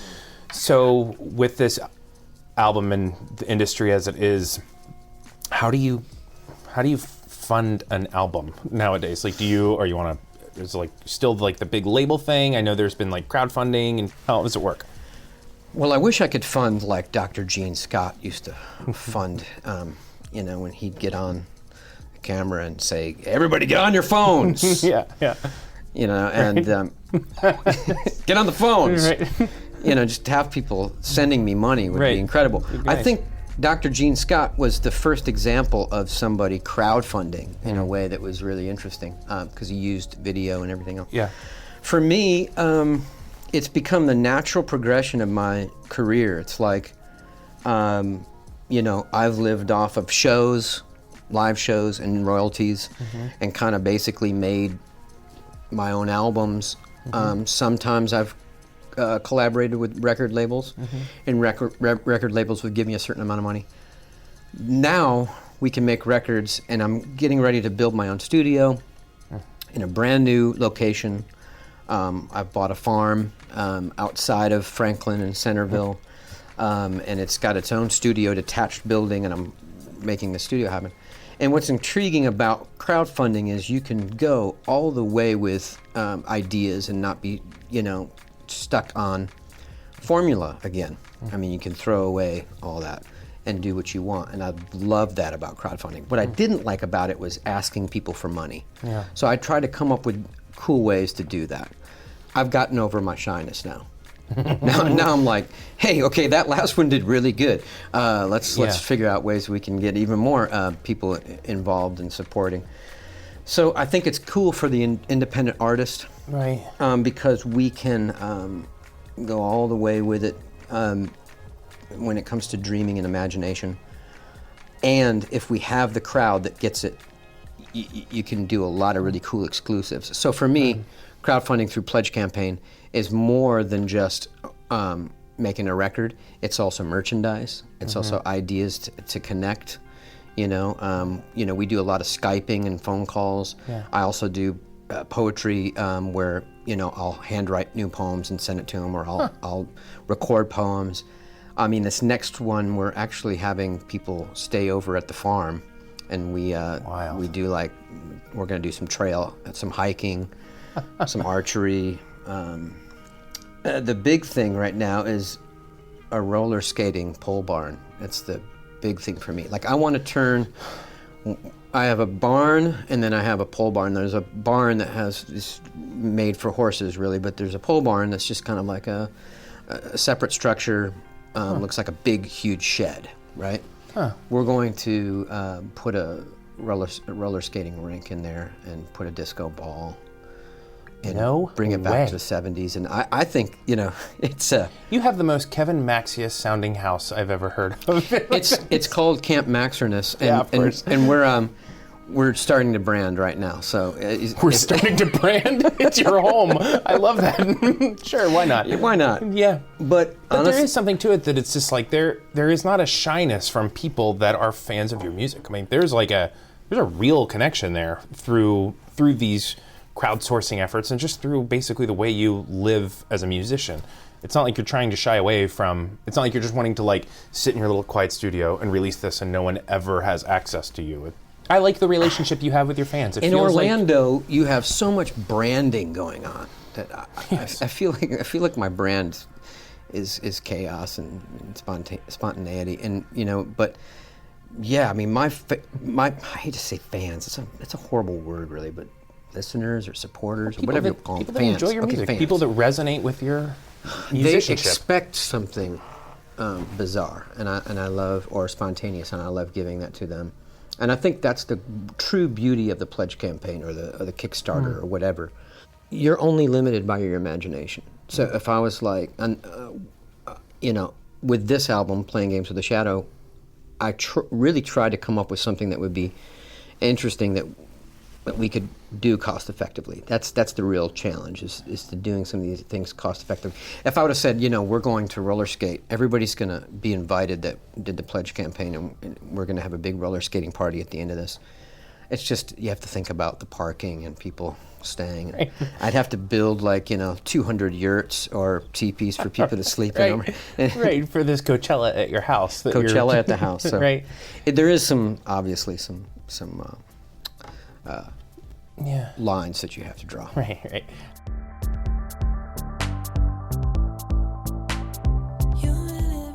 You and I have been involved in a lot of co-tweets together. Like I'm a fan, but I'm trying to be cool. Have I felt pretty cool the interview so far? I don't think that honestly, I don't get the crazy vibe from you at all. I thought you were going to say I don't get the cool vibe. And I was like, Kevin Max, that really hurt my feelings. But no, not the crazy dude. vibe. That's good. I've liked talking to you from the start. So yeah, we're co-tweeting. We're all good. Good, because weird people and uncool people, right away. And I probably wouldn't be here. Do you have a good sense of people like that? Really good sense.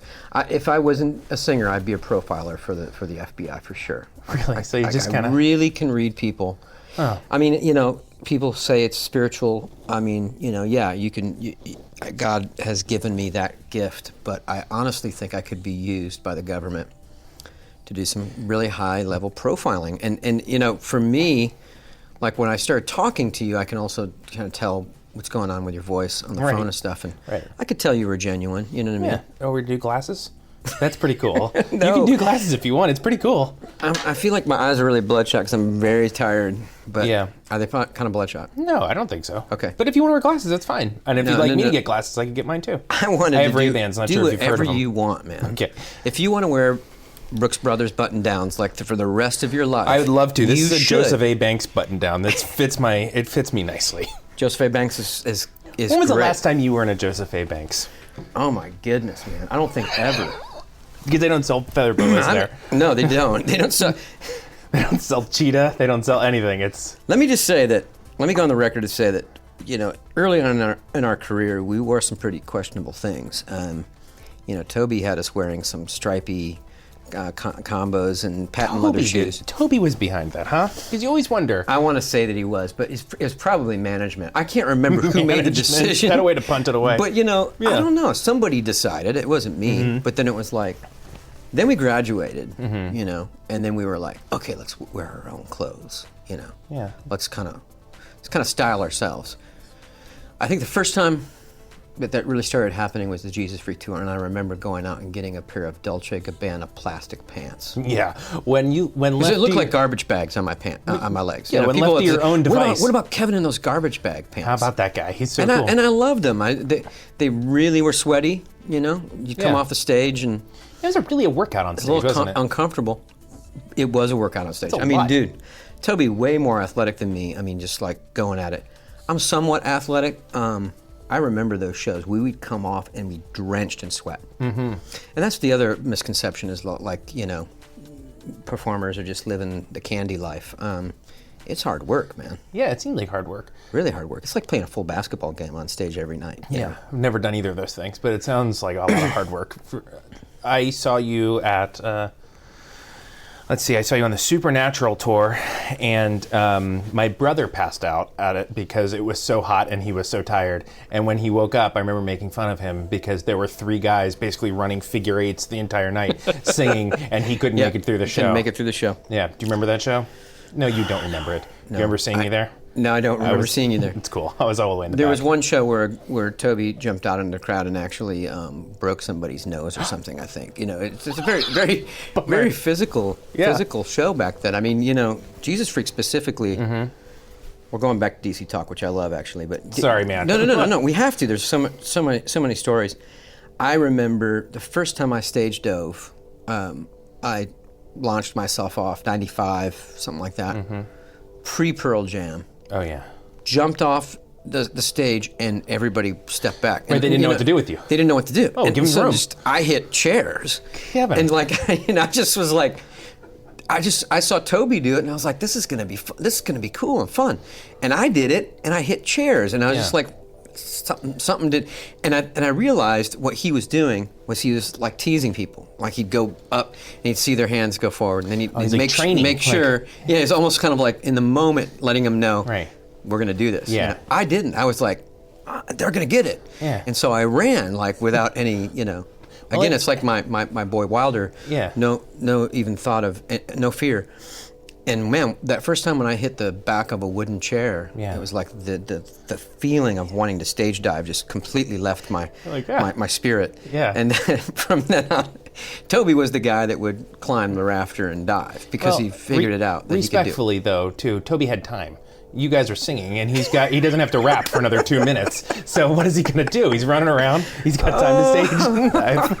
That was good. You can't even respond to it because you know it's totally true. That's golden. Sweet Toby. So it dawns on me, though, that all of this, like kids and your wife and all that happened post DC Talk. Has there been like a revelation period when I just said, I need kids? Well, maybe not that, but like, did you, I don't know how to ask it without sounding rude, but did you like grow up after that? Or was it just you now had time? Or what was I saved myself. Yeah. True love waits, man. Oh, does it ever? You kissed dating goodbye. I know you did. Man, it's a great question. I grew up a lot after DC Talk because I took a step with Stereotype B, thinking it was going to be the biggest thing ever because, my imagination was behind it, and I just thought everybody's going to love it. I felt like Willy Wonka, like everybody's going to want this, And when they didn't, and it kind of fell on deaf ears in our industry, it has a really great following. A lot of people did love it. But in terms of what we had come from, selling millions and millions of albums, to me selling like 70 or 80,000 records was just kind of like a letdown. But I didn't let that get the best of me, and I just kept going. But I think during that time, it just kind of let me grow up for the first time. I honestly feel like you kind of have to fall flat on your face before you learn anything. I mean, I truly believe in the quotes from everybody that talks about risk. If you don't risk, then you're not going to go anywhere, really. And I risked a lot, and inevitably left Nashville, went to Los Angeles, started singing on Sunset Strip at the Viper Room quite a bit. Met a lot of people during that time.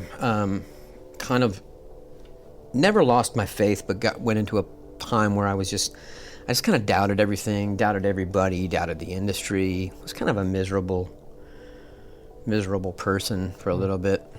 And then I finally got out of my own funk and started, it took time, but I kind of realized I can do this. It's fine. I don't have to be super successful like I was with DC Talk. I can carve out an existence in a career in the independent side. So when that kind of light went off, we're like, I can do this, but I don't have to be hugely successful at it. I think that's when I kind of started growing up, and I was like, okay, now you can like inhabit yourself and realize yourself and know that who you are and be happy with it. It took some time because I literally thought, man, I had this huge career, and then all of a sudden it went away, and I thought, is it my fault? Do I suck? Like, what are the reasons behind all this? And it just took me a while to get to having some confidence again, But which is then why it was surprising, because then you went back and you were in Audio Adrenaline. I said went back. Obviously, I'm revealing my own bias, but it did seem like, oh wow, Kevin's solo stuff is getting like... I surprised myself, yeah. Yeah, what happened? How did that all happen? Oh man, well, I was in Grand Rapids. I gave up on music for a little bit. I started writing a book. I wrote a book called Fiefdom of Angels, which I put out. And during that time, I got fat and pretentious and just didn't want to like see anybody and isolated. And I think that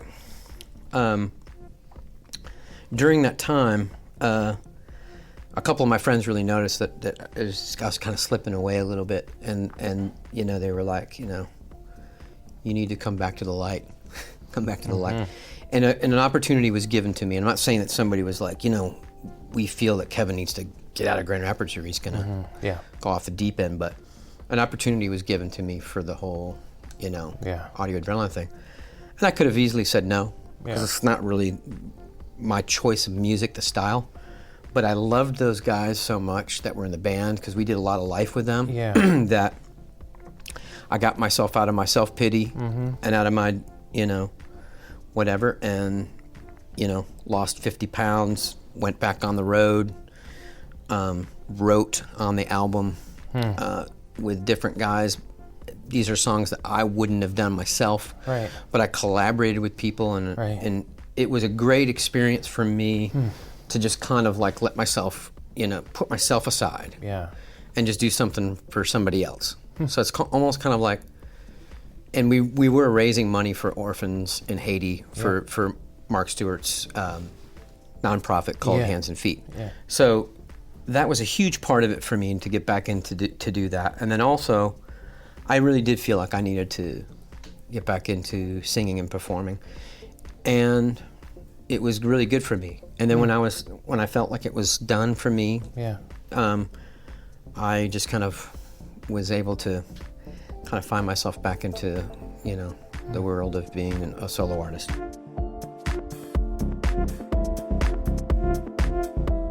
That was Kevin Max. Stay tuned. Up next, he performs one more song from his new album. We are lonely ones as travelers. Some of our days are duds and some are worse. But she will surely pull through. It will come to you.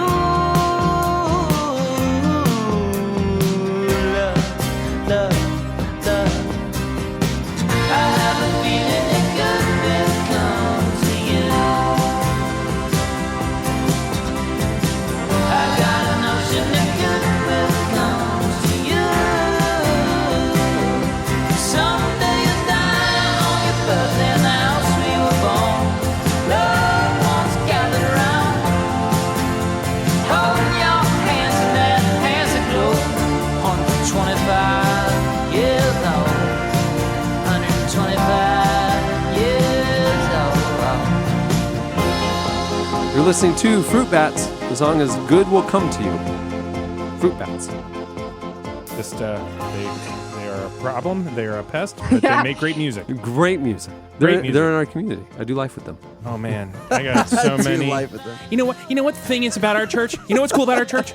If a fruit bat shows up, like I don't care, just come on into church. Come man. on in. I don't care what you're Accepted. wearing. I don't care if you're different. Nobody's met a fruit bat before. Get in here. This is going to be a place where you're I home. get news flash for you. No perfect people here. That's our we do have a rule. We do have a rule against some people who aren't welcome here, and that's perfect people. Get in here right now. We got a fruit bat in worship. We got everybody. It's just we're about being in our community. Good will come to you.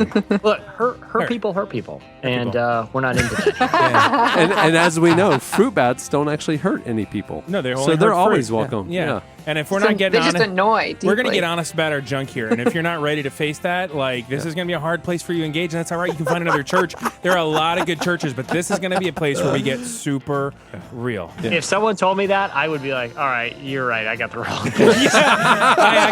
I'm really glad you said that because Thanks I for the heads up. definitely have the wrong. I really need a place where I can kind of hide on Sunday and my kids enjoy childcare. So yeah, coffee would be nice. Your church has gluten-free bagels, which I didn't even know was possible. Thank Yeah. you, sir. I'm taking 5 with me. And the fair trade coffee is phenomenal because it's more than it's about our global impact. That's right. We do have gluten-free communion bread at our church. Do you guys have that? I'm literally making fun of the church I go to, just to be clear, that I absolutely love. I came up with all that material because that's where I go, and it's awesome. I love it. That's so good. All right, here is Kevin Max. All right. Well, this is Kevin Max at the official Relevant studio, gazing deeply into the eyes of Nick Cage as I play this song for you called William Blake. but really it should be about Nick Cage. But it's about William Blake. So he was a English poet, very famous for his painting as well. And I thought I'd write a song about William Blake as a superhero because I don't think any of the X-Men or Moon Knight or Doctor Strange have anything on William Blake.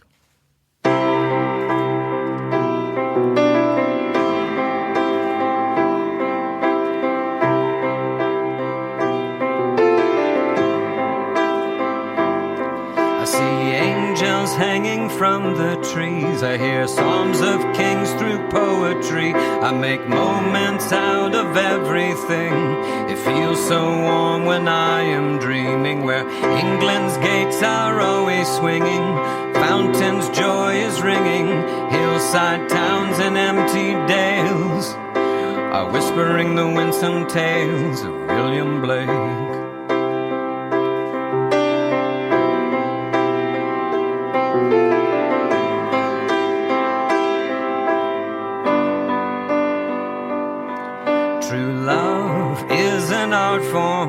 Temptation is its partner. When I swing you around the library, we laugh at all life's problems, where church bells ring out loudly and people smile so proudly of nature and its romance and the supernatural circumstance of William Blake. William Blake, sitting in the garden, William Blake, no familiar jargon. William Blake, dreaming in the theater, William Blake, don't forget the paint, dear. The monarchy is getting old, and bonfires of books are burning cold. Imagination's faltering. At night we hear the soldiers marching, where England's pubs are thinning out, and station guards are staring down from chimney tops and cold grey towers. War has come and we need William Blake. William Blake, sitting in the garden, William Blake, no familiar jargon. William Blake, dreaming in the theater, William Blake, don't forget the paint, dear.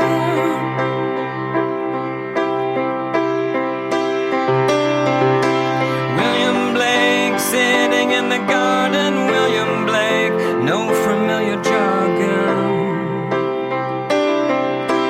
William Blake, dreaming in the theater, William Blake, don't forget the paint, dear.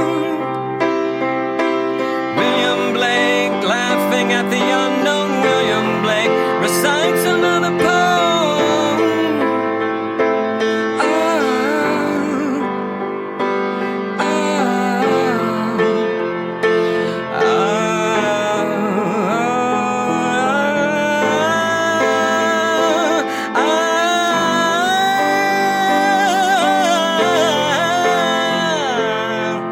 Recites another poem.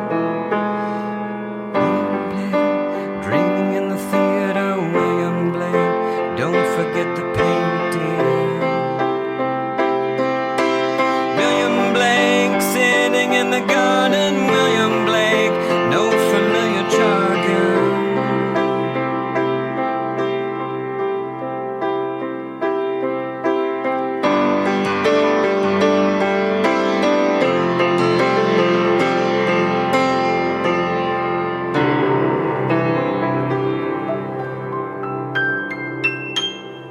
That was Kevin Max.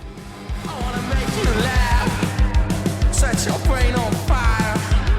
Don't wanna be your saint, don't wanna save your soul. Now you wanna play guitar. I wanna be a riot girl. I wanna wear cool clothes. Don't wanna be a dog no more tonight, but that's how it goes. I guess I'll be alright, and I'll be alright, and I'll be alright, and I'll be alright. You're listening to Swimmers.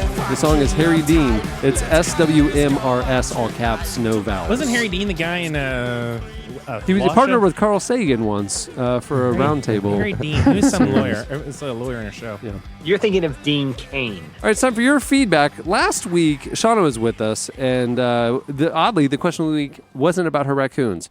Just a little update for everybody. She'll be on the show next week. She can tell you more about it. But the mom's gone, and the babies are gone, and they've been reunited out in some dumpster in the woods. So Yeah, they're all gone, Yeah. like in the spiritual sense. but the question of the week, we got talking about the future. That film that's being made for, that cannot be watched for 100 years. It got us thinking about like time capsules and putting things away. What 2 items is what we asked you. What 2 items would you put in a time capsule to teach people about our culture 100 years from now? You guys did not disappoint. You hit us up on the podcast episode page at relevantmagazine.com. You hit us up on Twitter as well at Relevant Podcast. Here are a few of our favorites. My favorite, hands down, was Andrew Michael, who said, I would put 2 things that totally messes up their understanding of our time and what was going on during this era as a 100-year prank. So he wants to include an authentic-looking diary that recounts an attempted dolphin uprising that we just barely quelled. And then a second thing, like some sort of Photoshop anti-dolphin propaganda poster that says something like, "Dolphins, their squeak spells our doom." It's the long con prank. He's not going to be there for the payoff, but he knows it's coming. Those are my favorite. I don't need to see the outcome. I just know at some point someone's going to trip on that banana peel. That's all. That's my satisfaction. Dr. Bruce Collier said, I would put the last bit of a burrito from Chipotle in a huge cage and just let them figure it out. He's got a good idea. They aren't going to have to figure it out. That thing somehow is going to be full of raccoons by the time they open it. So really, you got They'll burrow 100 in years there. worth of raccoons, which are probably still alive. Yeah, they burrow in I there. don't Or ghost raccoons. Yeah, we're just the spirits. Charles said that he would bring box sets of Josh Groban singing tweets of both Kanye West and Donald Trump as seen on Jimmy Kimmel Live. That would really create an interesting perception of our time, but not one that I feel like would be totally inaccurate. Yeah, that's true. Ross wants to know, would the 100-year box preserve life? If so, he would put a pair of political candidates in there. Oh, wow. Oh. A lot of people like the Viking funeral winner take all idea. I'm happy to contribute that to the world. Yeah, the that's other smart. thing that I feel like the other affirmation we got, Cameron, was a tremendous amount of Dick Van Dyke support. Yeah. Thank you. I'm gonna find it on whatever streaming thing and watch it. Good. I mean, it's got to be great, right? It's fantastic. Download the Nick at Night app and just start binging away. Yeah. Yeah. Okay, great. It's great. And it wasn't I was 100 years old. I watched Nick at Night. That was the thing. Nick at Night. I would sit at home and watch TV. We didn't have Netflix. I would watch Nick at Night. You're feeling a little defensive. You don't have to be. I don't have to be. The public spoke. Yeah, the people have affirmed it. That's right. Ryan Voigt said he would put in Dippin' Dots in a silver jumpsuit so that our descendants would be so impressed by such an accurate depiction of the future. Oh, I like it. That's good. Like, wow, is this from right now? Yeah. Hey, we dug up the wrong box. We never changed. All right. Well, there's a lot more answers. Go check them out on the site and on the Twitter feed. It's time for this week's Editorial question of the week. Hey. Well, way early in the show, like 3 hours ago. We were talking about we were excited that Kevin Max came on because he was the third head in the podcast Mount Rushmore. We had John Tesh, Right. Obama, Right. Kevin Max. Of the great interviews that have really changed the trajectory of our lives. Right. The memorable interview moments, not just the bits, not just like, whale shark things. IKEA monkey, none of that. None of that stuff. We're talking like the landmark interviews. Right. Yeah. John Tesh, Obama, and Kevin Max. The question of the week is, who should be the fourth head in the podcast Mount Rushmore? I'm thinking Chad Michael Snavely. Chad. Yep. Chad's mom. I was gonna say it'd be a shame to leave Jungle Bird off of this. Yeah. But that could be remedied by chiseling in Union Jack toboggans on the 3 existing heads. Yeah, and I assumed that, and I'm sorry I didn't say it out loud. But they're wearing Union Jack. Yeah, that is how I envisioned it in my head. Okay, I just want to clarify that. So, yeah. So you can suggest the fourth head for the podcast interview Mount Rushmore. You can hit us up on the podcast episode page at relevantmagazine.com. You can also tell us on Twitter at Relevant Podcast. And Noah, there isn't another DC talker that makes it. Kevin just represents DC Talk. Oh, yeah, okay. So Kevin, okay. So that's if good. we have more DC Talk, Kevin is the representative. Well, many thanks to Squarespace for sponsoring the show today. Remember, you can start to build a site at squarespace.com for free. Yeah. And if you decide to sign up for Squarespace, use promo code RELEVANT to get 10% off your first purchase. It's worth it. You'll enjoy it. Oh, yeah. And thanks to Kevin Max for joining us. Make sure to go check out his new album. It's streaming at the drop right now at relevantmagazine.com. Make sure to also check out his campaign at pledgemusic.com and for unique experiences and to help support the creation of music. Yeah. And then next month in June, it'll be available on iTunes. So, Yes. there you go. You can follow Kevin on Twitter at Kevin Max. You can also check out kevinmax.com for more information. Hey, before I sign off, go get the magazine. Oh, there. RelevantMagazine.com. This thing we do. RelevantMagazine.com. You can sign up, get a subscription. It's only, I think we're still doing the 6 month, $6 thing. I don't know, but it's inexpensive, and I think you'll like it. We've been putting out, I feel, some of the best issues that our team's put together in the 15 years we've been doing this. So yeah, the last issue is one of the ones I'm most proud about ever having a small part it's a lot of fun. Good for you. If you haven't read it recently or it's been a while, this would be a good time to re-engage. You can get it on newsstands nationwide, like at Barnes & Noble and things like that. You can get the digital edition on the iTunes and Google Play tablet app stores. But subscribing would support the show, and I think you'll like it. So go check Jesse, that out. can you say why this one in particular? Well, actually, Cameron and I were talking this the other day.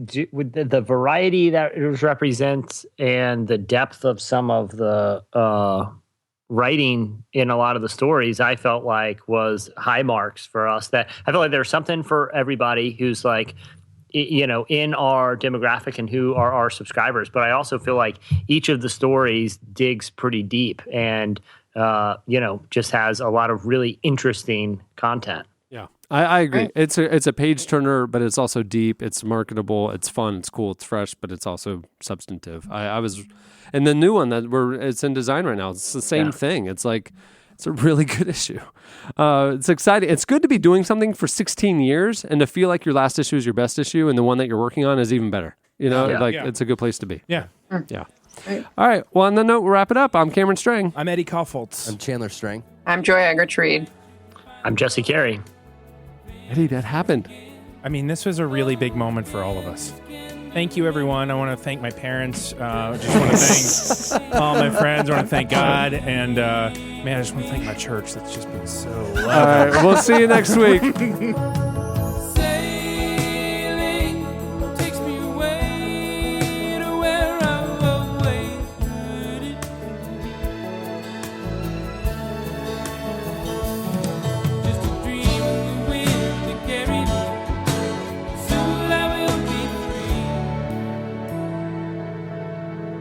Thanks for listening to the Relevant Podcast. Connect with us on Twitter at Relevant Podcast and get bonus material from this episode and more at the podcast section on relevantmagazine.com. And don't forget to check the magazine out. It's available on newsstands and at the iTunes App Store, or you can subscribe online at relevantmagazine.com/subscribe.